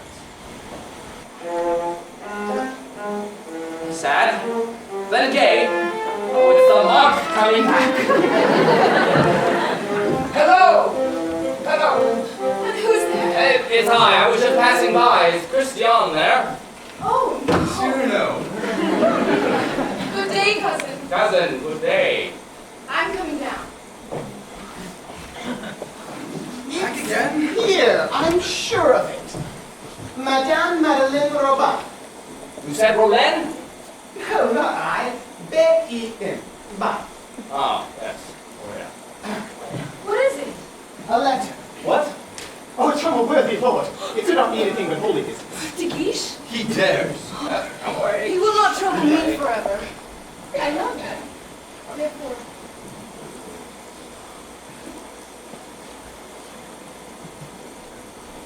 Lady, the drums beat. My regiment buckles its harness on and starts. But I, you deem me gone before, but I stay. I have dared to disobey your order. I'm here in convent walls. I come to you tonight, like this poor monk, a simple fool who does not know what he bears. I send this message to apprise your ear. Your lips have smiled on me too sweet. I will not go until I've seen them once again. I will be private.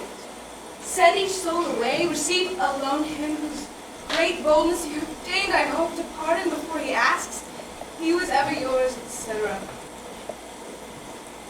Father, this be the matter of the letter. Lady, the cardinal's wishes will all be to you unwelcome. For this cause, I send these lines to your ear addressed by a holy man, discreet, intelligent.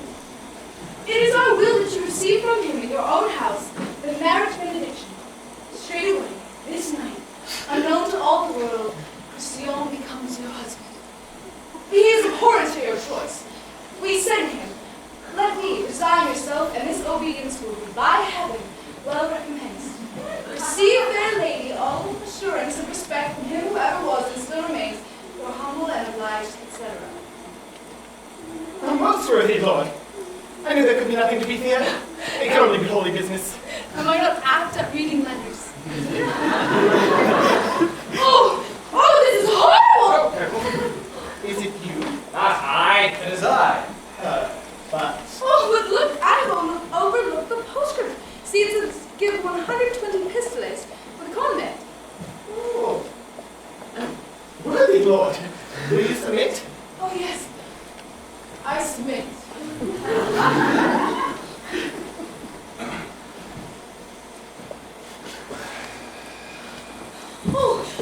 Captain, you should pay. Yes, I understand. Yes, I understand. Friar, how long to tie the marriage knot? A quarter of an hour. Good, good. Go, I stay. Go. How to detain the geese so long? I have my man. If they said, definitely a man this time. I go, it's not too high. I will shake this out of you. Where can that cursed friar be? A devil, if he knows my voice. Correct, Cyrano. Serve the term, the accent of my intervention. There it is. See the dimly this mask into me.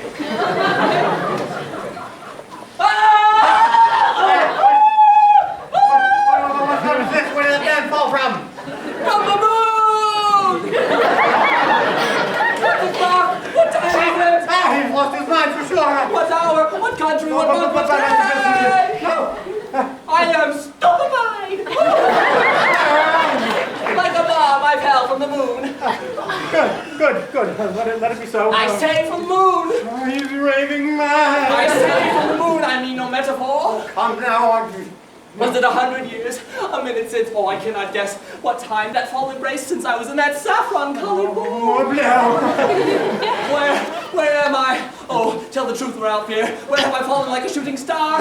Come now, I tell you. Where? Tell me. Sir, Where's my late landed me? I fell like a shooting star. No time to choose where I should fall. Is it on the earth or the moon that my wake has landed me? Oh, I tell you, sir. I'm on a planet. I don't have black faces. What? I'm a native. Am I in Algiers? Oh.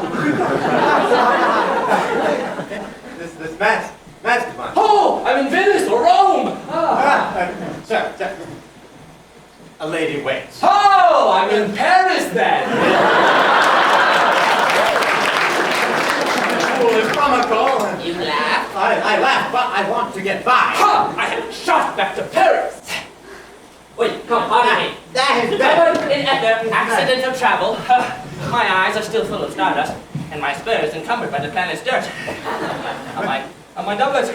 Woo! There's a commissary here for you. In my leg of the cap, there's the tooth of the great bear. And passing that too close, I managed to avoid his trident's point and fell thus, sitting plumb right in the scales. My weight is still registered up there in heaven. Oh, if you squeeze my nose, it would sprout milk. Milk? From the Milky Way. Go to the devil. I fall, sir, out of heaven. Now, as I fall, would you credit it that as I saw that Sirius wears a nightcap? True. The other bear is still too small to bite. I went to the liar but snapped the cord. I mean to write the whole thing in the book. These small gold stars, which I carried away at no small risk, will serve as asterisks for the printed page. I'll make an end. I want Oh! You are sly. You would worm it all out of me, the way the moon is made, and whether or not men breathe and live in totality. No, I want Oh, you want to know how I got up? Listen, it was my method, all my own. Six novel methods, all this brain invented. 6? Yes. First, with body naked as your hand, festooned about with crystal flagons, full of early morning dew, I laid myself out in the sun's fierce rays and let it suck me up as it sucks the dew. Well, that makes one. Or the second way, to generate wind, to prepare me, and rarefied air, and in a cedar case, placed ecossator-wise mirrors. True. Or I have some mechanic skill to make a grasshopper with springs of steel and launch myself with quickly sitting fires to the stars, pastures blue. 3. Or fumes have property to mount, to charge a globe sufficient with fumes that carry me aloft. Well, that makes 4. Or smear myself with marrow from a bull. For the lowest point of zodiac, Apollo loves to suck at marrow up. 5. Or to sit on an iron platform, launch a magnet in the air. This is a method well conceived. The magnet thrown, infallibly the iron will pursue. Then quick, relaunch your magnet, and you can mount and out a leisure distances. Here are 6 excellent expedients. Which of the 6 did you choose? Why none? None? A 7th? Astonishing. What was it? I'll recount. Wow, Kendrick becomes interesting.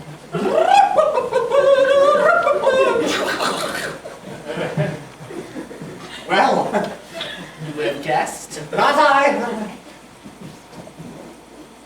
The tide! In the witching hour, when the moon moves the waves, I laid myself out fresh from a sea day, and failing not to put head foremost, for the hair holds the sea water in its mesh, I rose, straight, like angels fly, gently, effortlessly, and then, with no, a sudden shock, and then,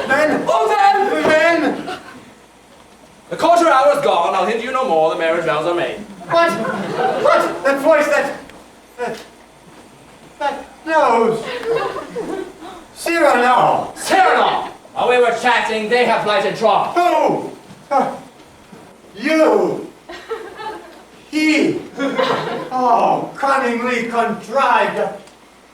My compliments, Sir Apparatus Maker. Your story would arrest saints eager for paradise at Peter's gates. The details of fate that would make a stirring book. I shall not fail to follow your advice. A handsome couple, son, made by you. Oh, yes. Bid your bridegroom, madame, fond farewell. But why so? Even now the regiment departs. Join it Oh, it goes to battle? immediately. But the cadets stay here. Oh, no, they go. Here is the order. Take it, Baron, quick! The wedding night is far away, I think. Oh, Christy, And he hopes to pain me with that. Christian, come. You must go. Quick. It's too hard to leave him. You cannot know. I know. The regiment starts! I trust him to you. Yes. Oh, promise me no risks will put his life in danger. Well, I cannot promise, but I will try. And in the siege, he will not suffer. Well, I cannot promise again, but But he will be faithful. well, yes, doubtless, but you must. Oh, but he will write me every day. That I can promise.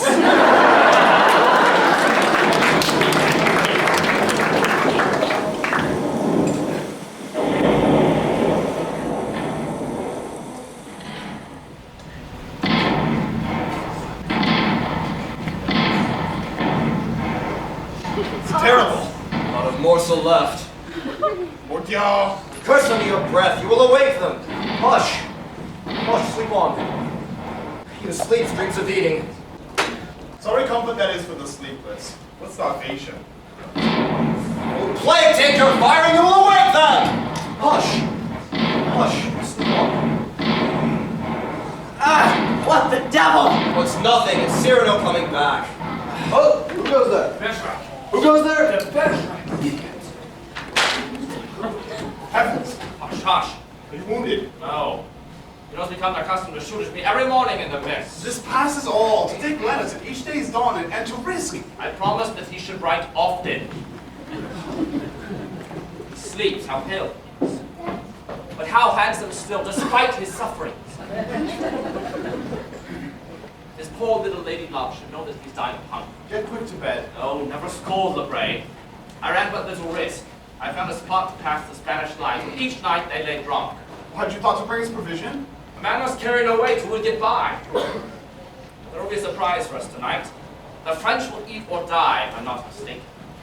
Well, tell us. No, not yet. Not quite certain. You will see. It is a disgrace that we should starve while we're besieging. Full of complications, the siege of Rwanda. I think that while we are besieging, we ourselves should be caught in a trap by the Cardinal Infante of Spain. It would do well for him to be besieged in his turn. I'm an honest. Indeed. And to think that you risk a life so precious for the sake of a letter, faithless one? Where are you going? To write another. Well, the reveille, nourishing sleep thou art at an end. I know well we'll be their first cry. I'm so hungry. Die of hunger! Up with you! I cannot move. Nor can I. My tongue is yellow. Here at this season of the year is hard to digest. My coronet for a bit of cheese. Oh, something, even a crust. Cyrano! We're dying! Oh, come to my aid, you who have the art of quick retort and gay jest. Come hearten them up. Hey, what are you crunching? Cannon wire soaked in axle grease. The hunting's poor about to run, Somerville. I have been after game! And I have to fish. What have you got? What you bring us? A gudgeon. A sparrow.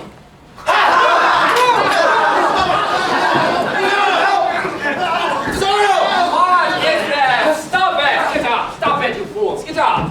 Why drag your legs so softly? I have something in my heels which weighs them down. And what is that? My stomach. So have I, Pete. Must be in your way. No, I am all the taller. My stomach's hollow. Well then, faith, it will make a fine drum to sound the assault. I have a ringing in my ears. No, it's false. Stomachs have no ears. Oh, to eat something. Something oily. Behold, your salad. What then will we devour? The Iliad. The first minister in France has 4 meals a day. It would do well for him to send us a few partridges then. And with some wine, too. Ah, little burgundy, Richelieu, s'il vous plaît. He could send it by one of his friars. But I am as ravenous as an ogre. Well then, eat your patience. Always your pointed word. Yes, pointed words. I would wish to die on some soft summer evening, making a pointed word for a good cause. To make a soldier's end by a soldier's sword, wielded by some brave adversary. To die on blood-stained turf, not on a fever bed. A point upon my lips, a point within my heart. We're hungry! All your thought of meat and drink. Bergerac, the fifer, you were a shepherd boy once. Pull from its sheath your fife and plague these greedy guzzling soldiers. Play old plaintive country airs, where live the old, sweet echoes of the home voices, each note calling like a little sister. The air is slow, slow rising, like the smoke wreaths of the hearthstones of our native villages.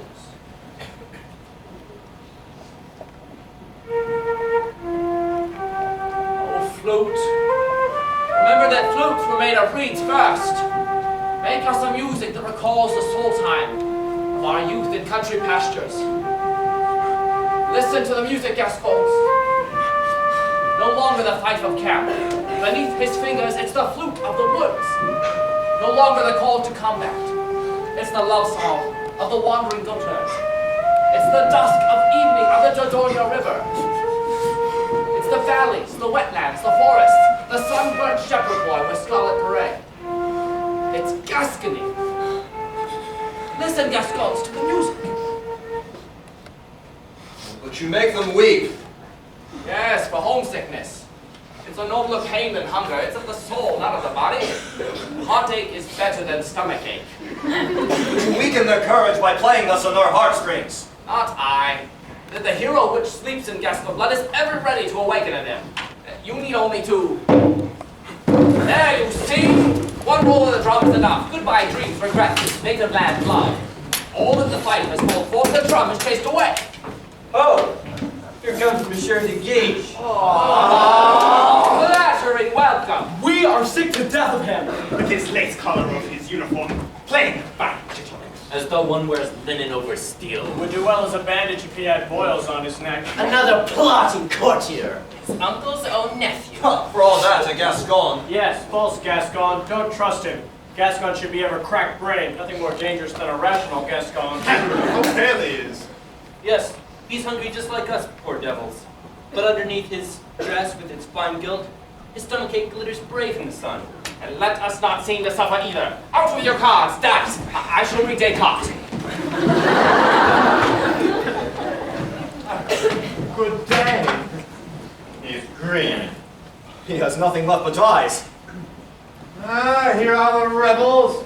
Yes, sirs, on all sides I hear that in your ranks you scoff at me.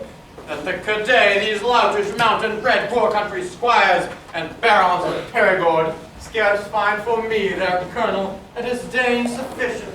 Call me plotter, wily courtier, does not please their mightiness to see a white lace collar above my uniform, and they're enraged because a man may be no ragged robin, yet a Gascon.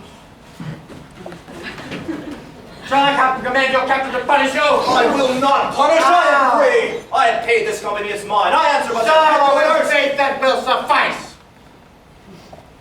I can despise your taunts. It's well known how I bear myself in the war at Bapaume. Yesterday they saw the rage with which I beat back the Count of Bucquoy. Assembling my own men, I fell on his and charged 3 separate times. And your white scarf? Ah, you know that detail. It happened thus. While recalling the troops for the 3rd charge, a band of fugitives bore me with them. Close by the hostile ranks, I was in peril. Peril, capture, sudden death. When suddenly I thought of the good expedient to loosen and let fall the white scarf which told my military rank. Thus I contrived, without attention waked, to leave the foes, and, suddenly returning, reinforced with my own men, to scatter them. And now, what say you, sir? I say that Henry IV had not by any dangerous art been forced to strip himself of his white helmet feather, his panard. The ruse succeeded, though. Well, that may be, but one does not lightly abdicate the honor to serve as target to the enemy. And I've been present, sir, when your scarf fell low. Our courage, sir, is of different sort. I would have picked it up and put it on. Oh, another Gascon boast. A boast? Here, lend it to me. I pledge myself tonight with the cross of my breast to lead the assault. Yet another Gascon vault. You know the scarf lies with the enemy upon the brink of the stream. The place is riddled with shot. No one can fetch it hither. Here it is.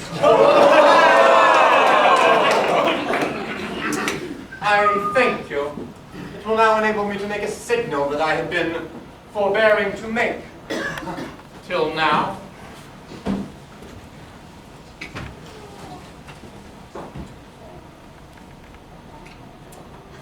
See that man down there who runs?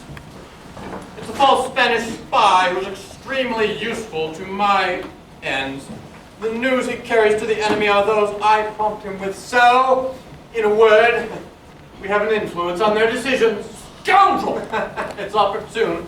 What was I saying? I have news for you.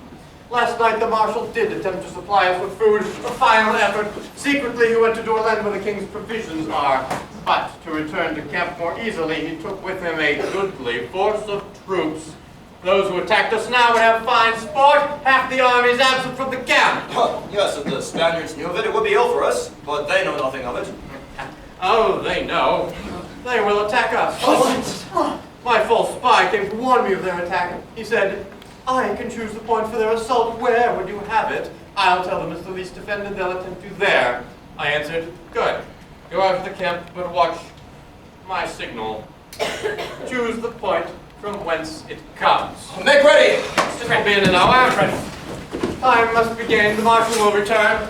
I'll gain it! You will all be good enough to let yourselves be killed. What? Vengeance, oh ho! I do not say that had I loved you well, I would have chosen you and yours.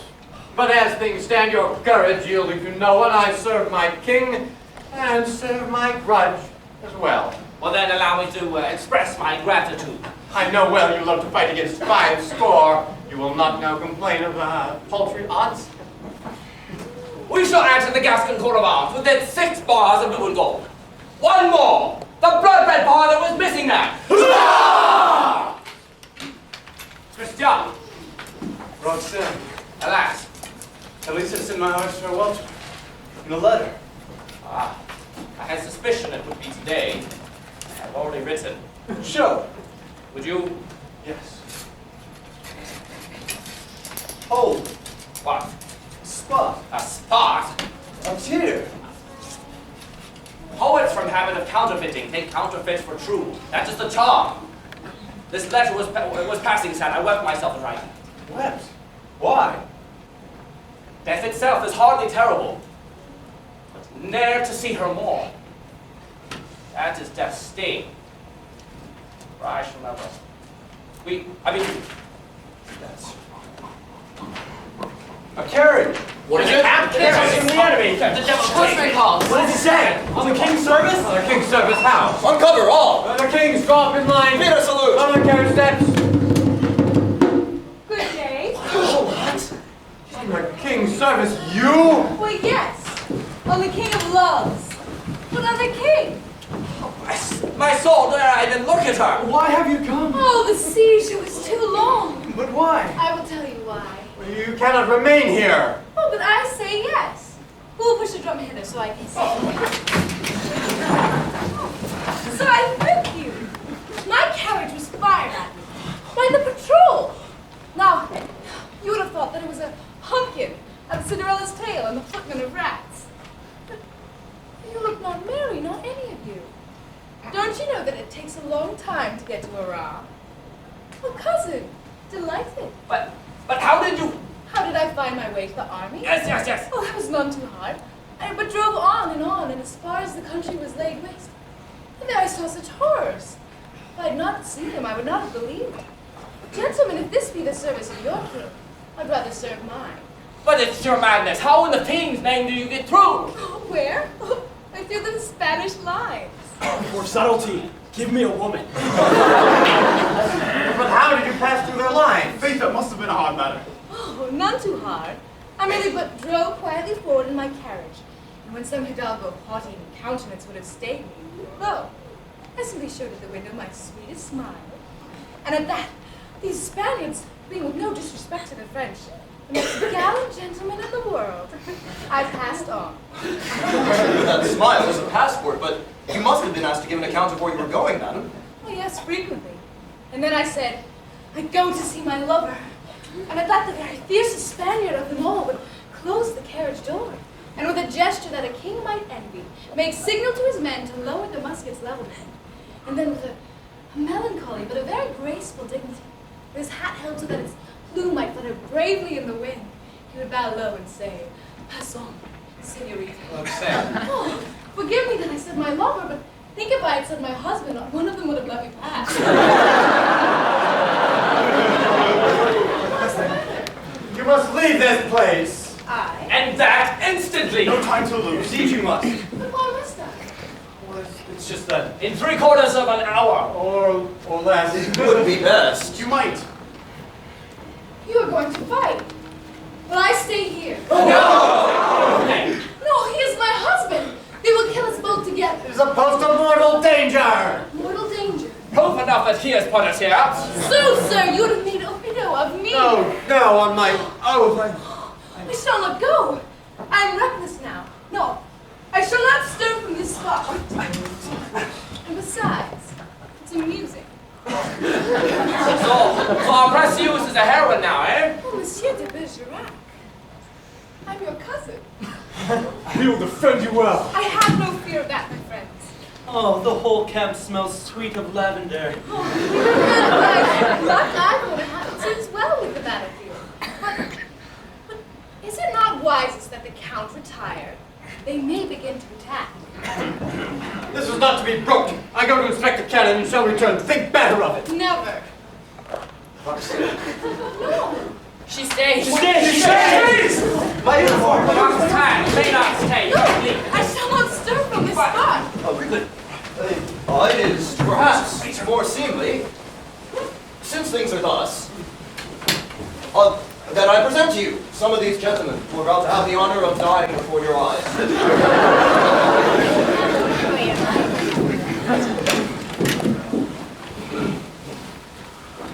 The home de PHC Eden Troupe. The home de Castelec de Carusa. Vidam Magdalene Sacre Badesera. Chevalier d'Antignac Chuzet. The home de Acceleration de Castelec. How many names have you each? Scores! Pray, upon the hand that holds your kerchief. Why? My company had no flag, but now by my faith we have the prettiest in all the camp. But it's so small. But it's of lace. Oh, I could die happy now, having seen so beautiful a face. If I had something in my stomach. Shame on you to talk of eating with a lovely woman. Oh no, but your camp air is keen, and I myself am famished. Old pasties, cold fricassee, old wine, that's my bill of fare. Great. Bring it all here. All that? Where on earth find it? In my carriage! Look closer at my coachman, gentlemen, and you will recognize a man most welcome.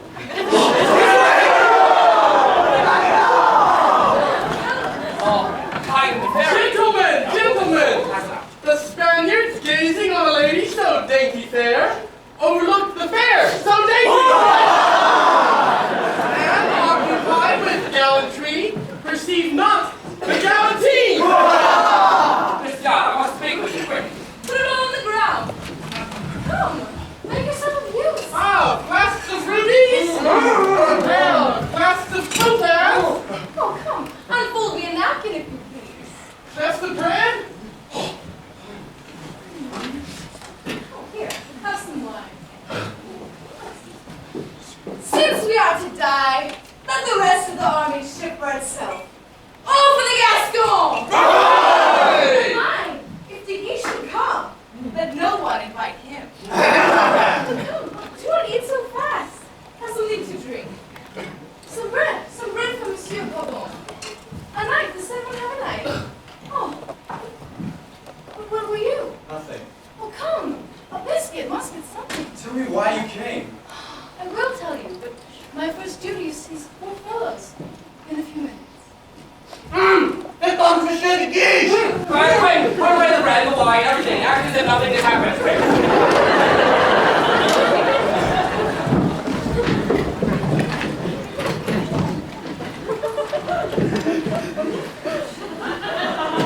Smells good here. What is the matter? You are very red. The matter? Nothing. It's my blood. Boil the Lord to the coming master.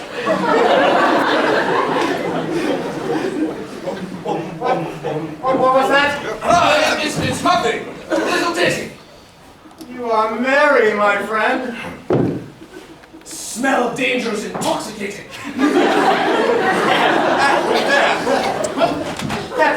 Captain, thank you, but you look bravely too. Oh, I have one cannon left and I've had it carried there in that corner. Your men may use it in case of need. Charming attention. Kind solicitude. How? How, are they all gone crazy? As you're not used to cannon, beware of the recoil. Gascon cannons never recoil. You are tipsy, my friend, but what with? With the smell of gunpowder.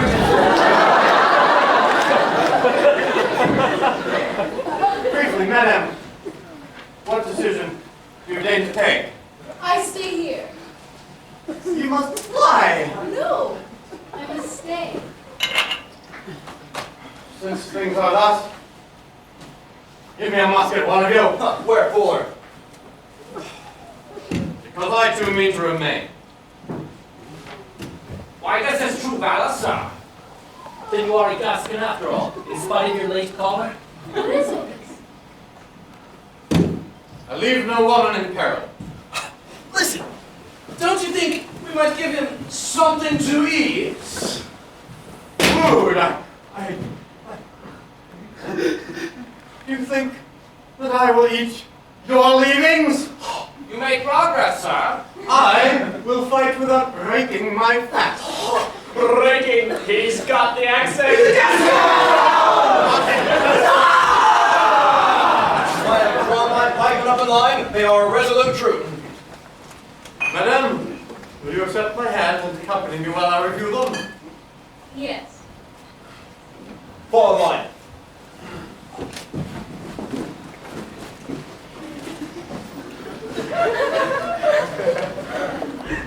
Now come tell me, what is the secret? Roxanne should speak of the letter. She should speak of the letters. Yes, I know. Do not spoil all by seeming surprised. Surprise? At what? Oh, I must tell you.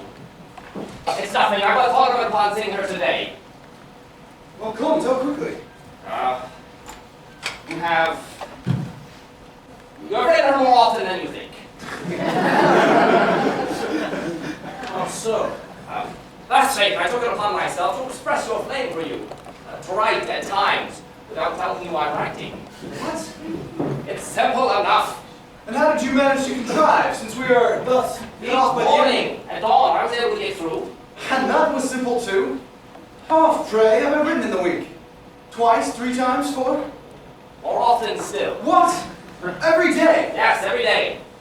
Twice. That became so mad a joy for you that you would brave even death? Hush! Not before her.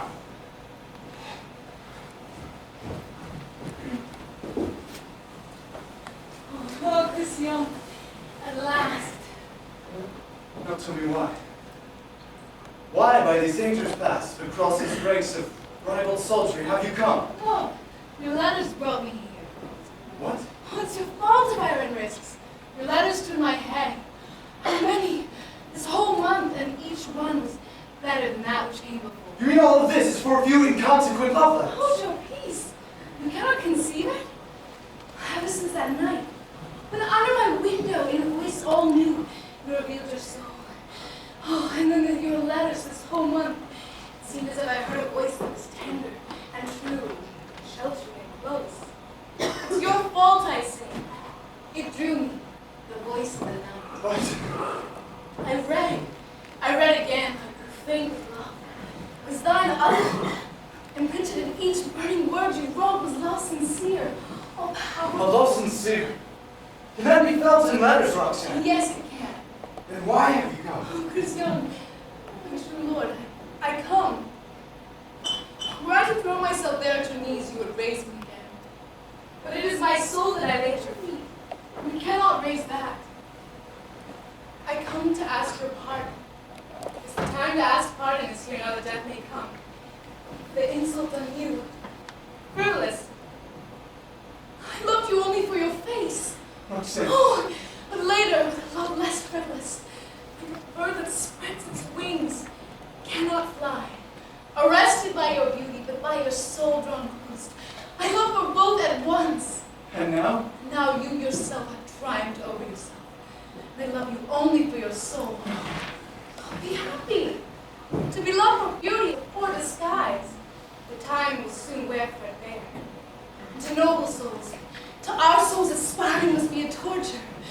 Oh, your dear thoughts have now effaced the beauty that first won me at the outset. Now I see clearer. And I see it no more. Are you doubtful of such a victory? Roxanne. See, you cannot believe it. Such love. I do not ask for such a love as that. I would be loved more simply. For That which all women have in turns loved in me. For shame. Be loved henceforth in a better way. no. The first love was best. Oh, how wrong you are. It's now that I love truly. And I love well. It's thy true self, do you see? That I adore. For your brilliance. Hush. I say it. For your beauty to today the Don't. I say it. Ugly. Ugly. Even deformed. Ugly or deformed. I swear I would love you still. Are you content? Yes. What is the matter? Nothing. I have 2 words. One moment. Those men shortly doomed to die. My love deprives them of the sight of you. Go, speak to them. Smile on them ere they die. Dear Christy,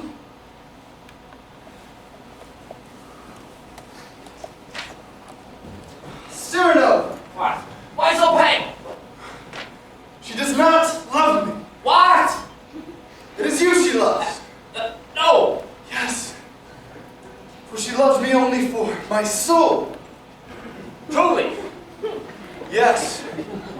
And that soul is you. Therefore it's you she loves. I? Yes. And you love her. Don't you? Yes, I love her. You love to madness. Yes, and worse. Well then tell her. No! Look Why at not? Look at my face. Be answered. She would love me. Were I ugly. She said so. Yes.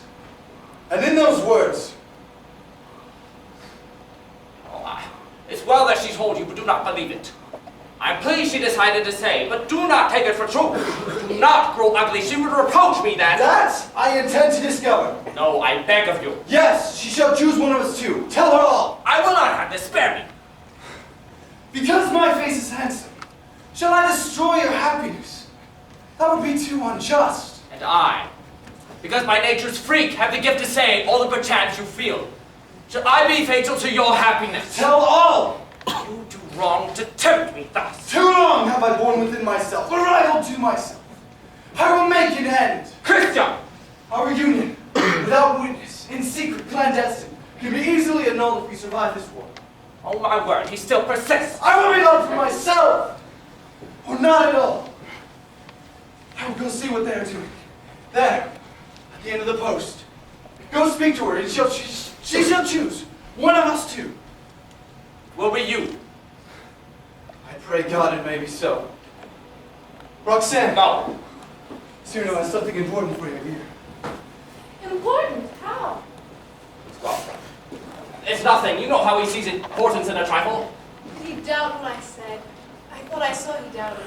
Did you tell him the whole truth? Yes, that I would love him even if he were... Does that word embarrass you before my face, Roxanne? But I... Say it if you were ugly. Yes. Hideous. Hideous. I hear a shot. Disfigured. Yes. Grotesque. No, he could not be grotesque to me. Not the same. No, not the same. I would love even more. My soul's life, perhaps love waits for me. Roxanne. Cyrano! What?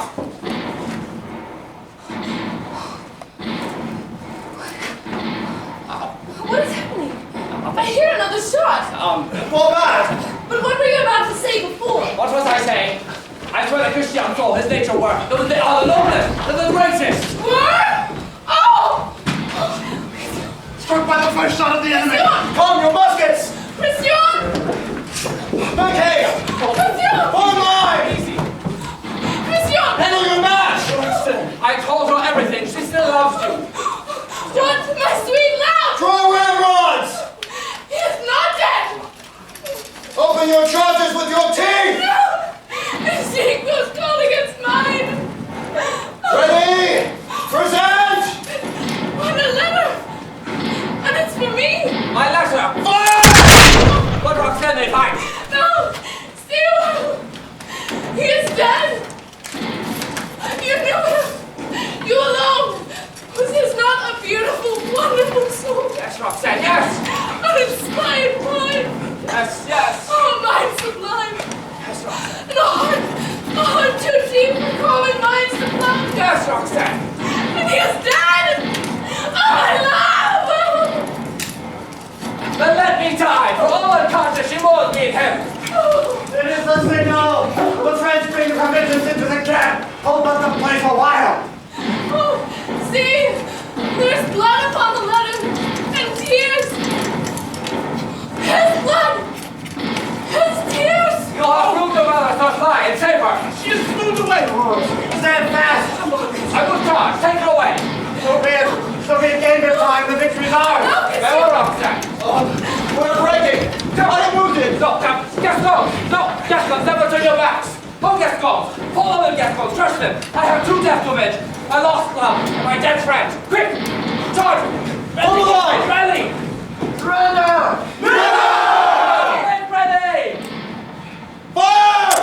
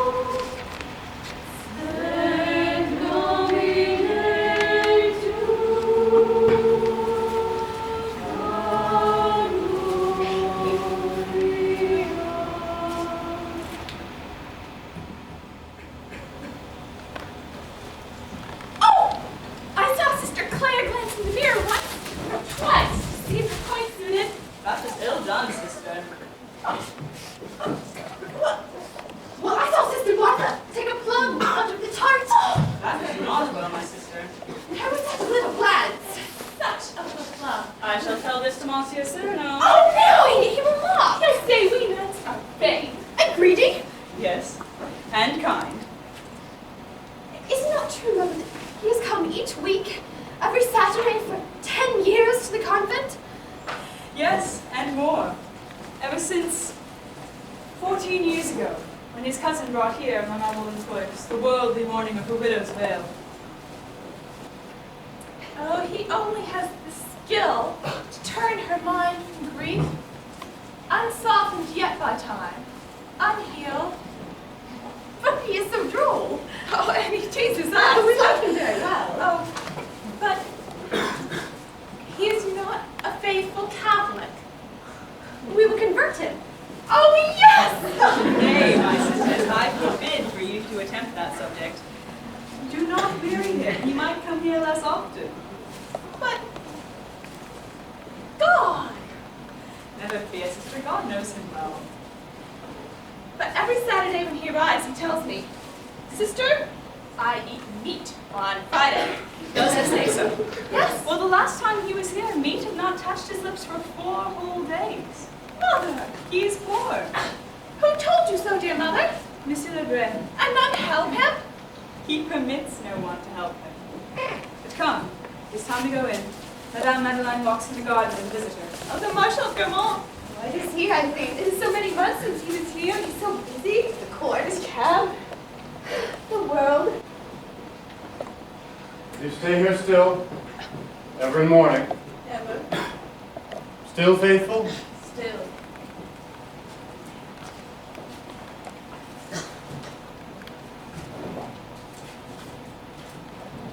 Am I forgiven? Well, yes, since I'm here. His was a soul, you say? Oh, when you but knew him. Ah, maybe. I perhaps too little knew. His last letter, ever next to your heart? Yes, still next to my heart. And dead, you love him still? At times I think he is but partly dead. Our hearts still speak as if his love still living wrapped me around. Cyrano comes to see you? Often, yes. dear faithful friend. We call him my Gazette. He never fails to come. Beneath this arbor they place his chair, and if the weather be fine, I wait. I embroider. When the clock strikes, I turn to hear, but now I don't even need to look. Too sure I am to hear his cane tap up the steps. He seats himself, and with gentle raillery he mocks my tapestry that's never done, and tells me all the gossip of the week. Hey, here's Lebray. How goes it with our friend? Ill, very ill. How? Oh, but he exaggerates. All that I prophesied, desertion, want. As new letters make him enemies. Falsely noble, the falsely brave, falsely devout, thieving authors, all the world. Oh, but his sword still holds them all in check. None dare to get the better of him. Oh, time will show. Well, it's not human enemy that I fear for him. It's cold December days, hunger and solitude, still wolf-like in the jury chamber. Those are the enemies that I fear for him. Each day tightens by one hole his belt, and that old nose is now tainted like ivory, and it's retained but one shabby suit of serge. Yes, there is one who has no prize of fortune. Yet is not to be pitied. My lord. Ah, do not pity him. He has lived out his vows, free in his thoughts, as in his actions free. But lord. Ah, true. I have all, and he has nothing. Yet I would be proud to take his hand. Adieu. Oh, I will go with you. Yes, true. I envy him. Listen, when life is brimful of success, though the past holds no foul action, one feels a thousand self-disgusts, of which the sum is not remorse, but a dim, vague unrest. And as one mounts the steps of worldly fame, the dukes, furred mantles, trail within their folds the sound of dead illusions, vain regrets. You've turned white pensive. Yes, true, I am. Monsieur Lebray, a word, with your permission. True that none dare attack your friend, but many hate him. Yesterday at the Queen's card plate was said that Cyrano may die by accident. Let him stay and be prudent. Prudent? He? I'll warn him, but he comes here. Monsieur Ragueneau would see you, madame. Oh, let him come. Ragueneau comes. Oh, it's some new trouble he's come to tell us of. For having been an author, poor fellow, he's now by turns a singer. Ah, bathing man. Actor. Teacher of the lute. Wig maker. What will he be today by chance? Oh, no! Oh, dear sir. Oh, no. Tell all your miseries to him. I shall return. But no. Since you are here, it's best she should not know. I was going to your friend just now. Was but a few steps from the house when I saw him go out. I hurried to him, saw him turn the corner. Suddenly, from out a window where he was passing. Was it chance? Maybe? A lackey let fall a large piece of wood. Coward, Cyrano. I ran, I saw. It's hideous. Saw our friend, sir, our poet, struck to the ground. A large wound in his head. Oh, he's dead. No, but I bore him to his room. Ah, his room, what a thing to see, that garret. He suffers. No, his consciousness has flown. You called the doctor. Oh, one was kind, he came. Well, we must not tell Roxanne suddenly. What did the doctor say? Said, I don't know, fever, meningitis. Off you can see him, all his head bound up. But let us hurry. There is no one by his side, sir, and if he tried to rise, he might die. No, through the chapel, it's the quickest way. Monsieur Lebray. Lebray goes to my call. Oh, it's some new trouble of good Ragueneau. Oh, what beauty is in September's clothes. My sorrow is eased. April's joy dazzled it, but now autumn wins it with her dying home. Here comes the famous armchair where he sits, dear faithful friend. Is the parlor's best, madame? Oh, I thank you.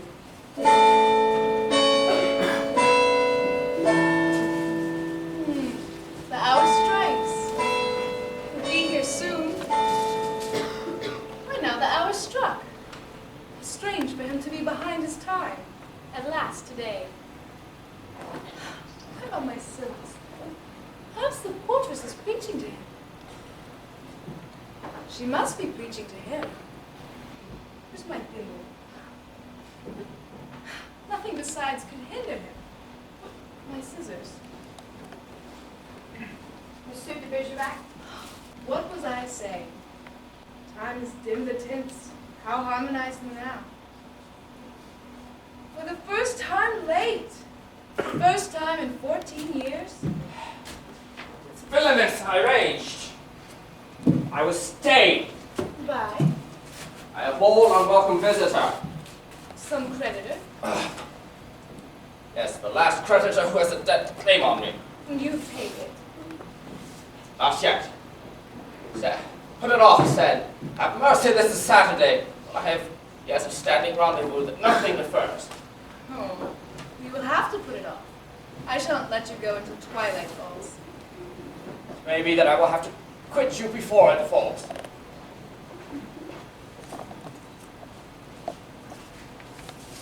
You have not teased the sister. True. Sister, come here. What? Those bright eyes bent over on the ground? Oh, hush. It's nothing. I broke fast yesterday. Oh, I know. That's how you are so pale. Come presently to the refectory. I'll make you drink a famous bowl of soup. You'll come. Yes. Oh, see, you are more reasonable today.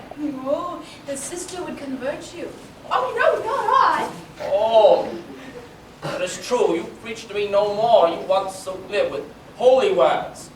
I'm astonished. Wait, I will surprise you too. Something new. Pray for me tonight at chapel time. When Sister Martha is struck down. Oh. I did not wait your leave to pray for you.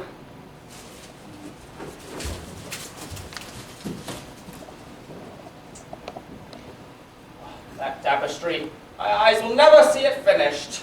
I was sure to hear that well-known jest. The autumn leaves. Oh, soft golden brown. See how they've fallen.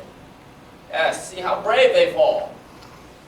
Their last journey downward to rot within the clay. Yet lovely still, hiding the horror of the last decay, with every wayward grace of careless flight. What? Melancholy? You? No, no, no, Roxanne. Well, then let the dead leaves fall as they will. And chat. Have you nothing new to tell me, my court gazette? True. Listen.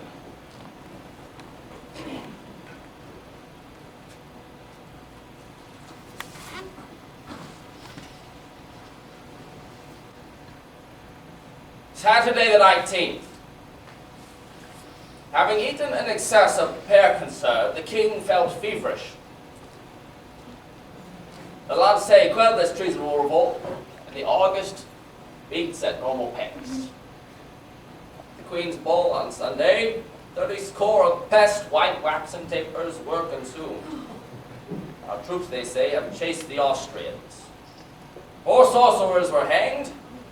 The little dog of Madame Diafi, the doves. Yes, I know. Monday, not much. Claire took a new lover.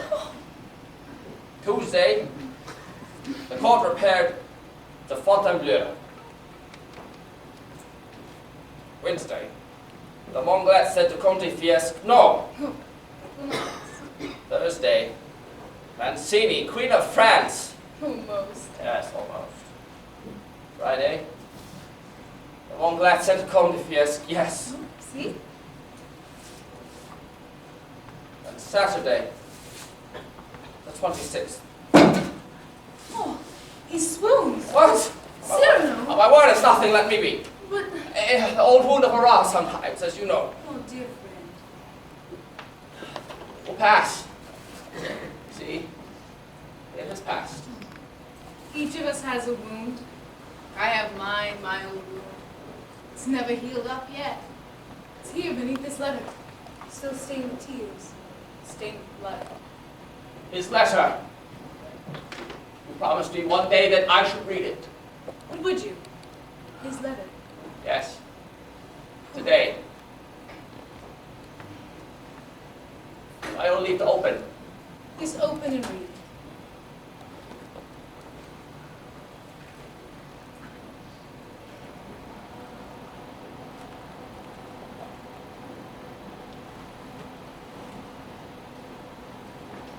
Roxanne, adieu. I soon must die. This very night, beloved, and I feel my soul heavy with love untold. I die. No more. No more as in days of old, my loving, longing eyes will feast on your least gesture, yes, the least. Ah, I remember the way you touch your cheek with your finger softly as you speak. Ah, me, I know that gesture well. My heart cries out. I cry farewell. How you read that letter, one would think. My life, my love, my jewel, my sweet, my heart has been yours completely. You read it in a voice so new, yet it is not the first time I have heard that voice. Here, dying, and there, in the land on high, I am he who loves you right. How can you read that letter? It is too dark to see.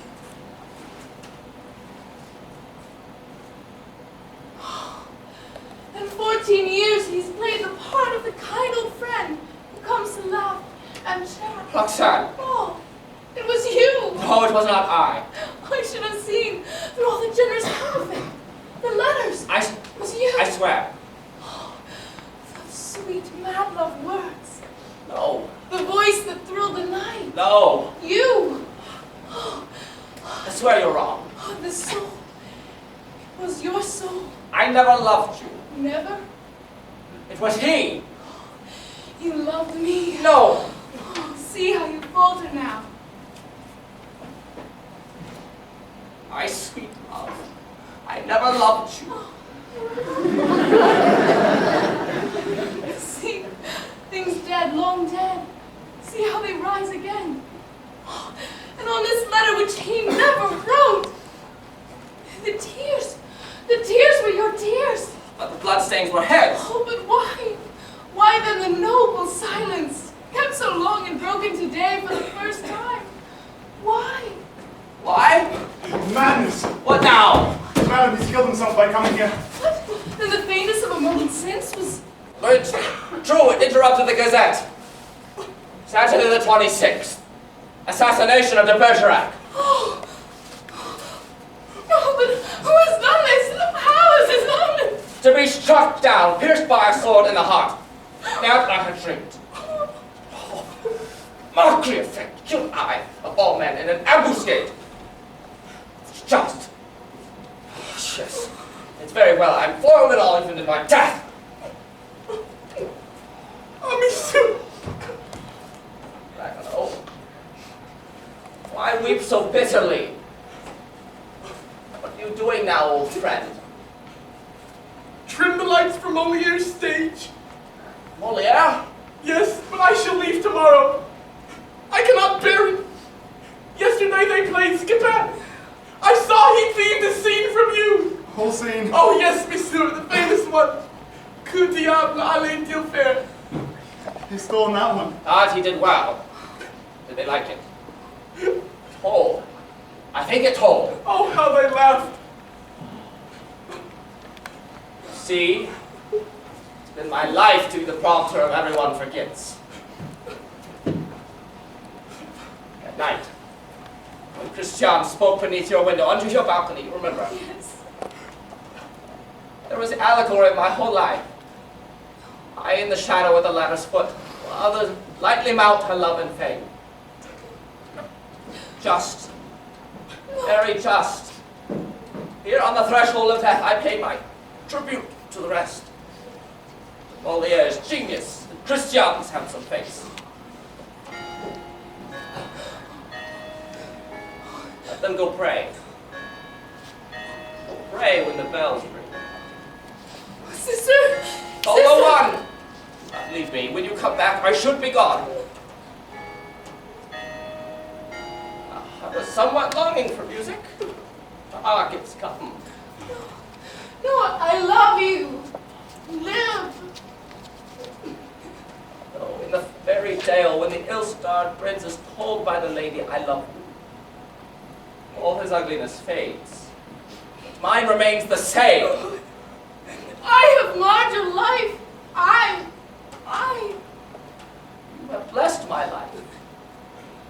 love had ever rested on me. My mother thought me ugly. I had no sister. And when grown a man, I feared the mistress who would mock me. But thanks to your friendship, a woman's sweetness has crossed my path. Cyrano, the moon, your other lady love has come. I see. No, I loved but once, and yet twice I lose my love.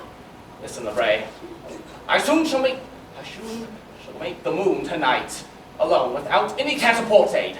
What do you mean? It is there. There that they send me for my paradise. No, too cruel, too unjust. So great a heart, so great a poet to die like this. Lebray who scolds. What ho? Cadet of Gascony? The elemental mass, are you there? It's the science again, he raves. What a cassette! Ma king. Ma que. Diable, allait-il faire? Ma que diable allait-il faire dans cette galère? Philosopher, metaphysician, rhymer, brawler, and musician. Famed for his lunar expeditions and unnumbered duels that he fought. And lover also. Yes. Middleman lover. Here lies a coup, Savignon de Cyrano de Bergerac, who was everything, and yet was nothing.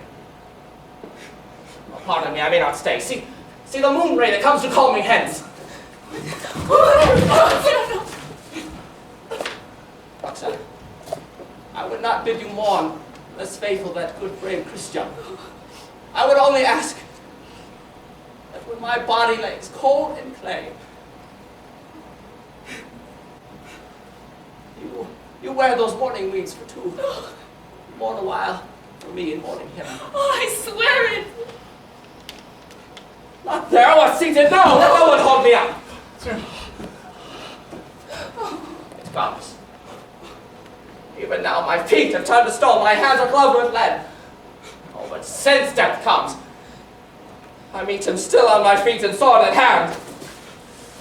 Cyrano, no.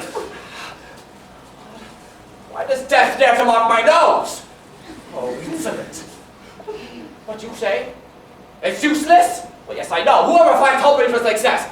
I fought for the lost causes and for fruitless quests. You there. Who are you? Oh, I know you now. You are thousands, old enemies of mine. Falsehood! Have at you! Cover my prejudiced treachery! Surrender? Parley? No, never. Oh, you too, father. You will lay me low at last. Let be! You strip from me the laurel of the rose. Take all! There is one thing I keep. And when tonight I enter Christ's fair courts and sweep the doffed hat that heaven's blue threshold. One thing. And that would stand. I bear away to spite you. And what is that?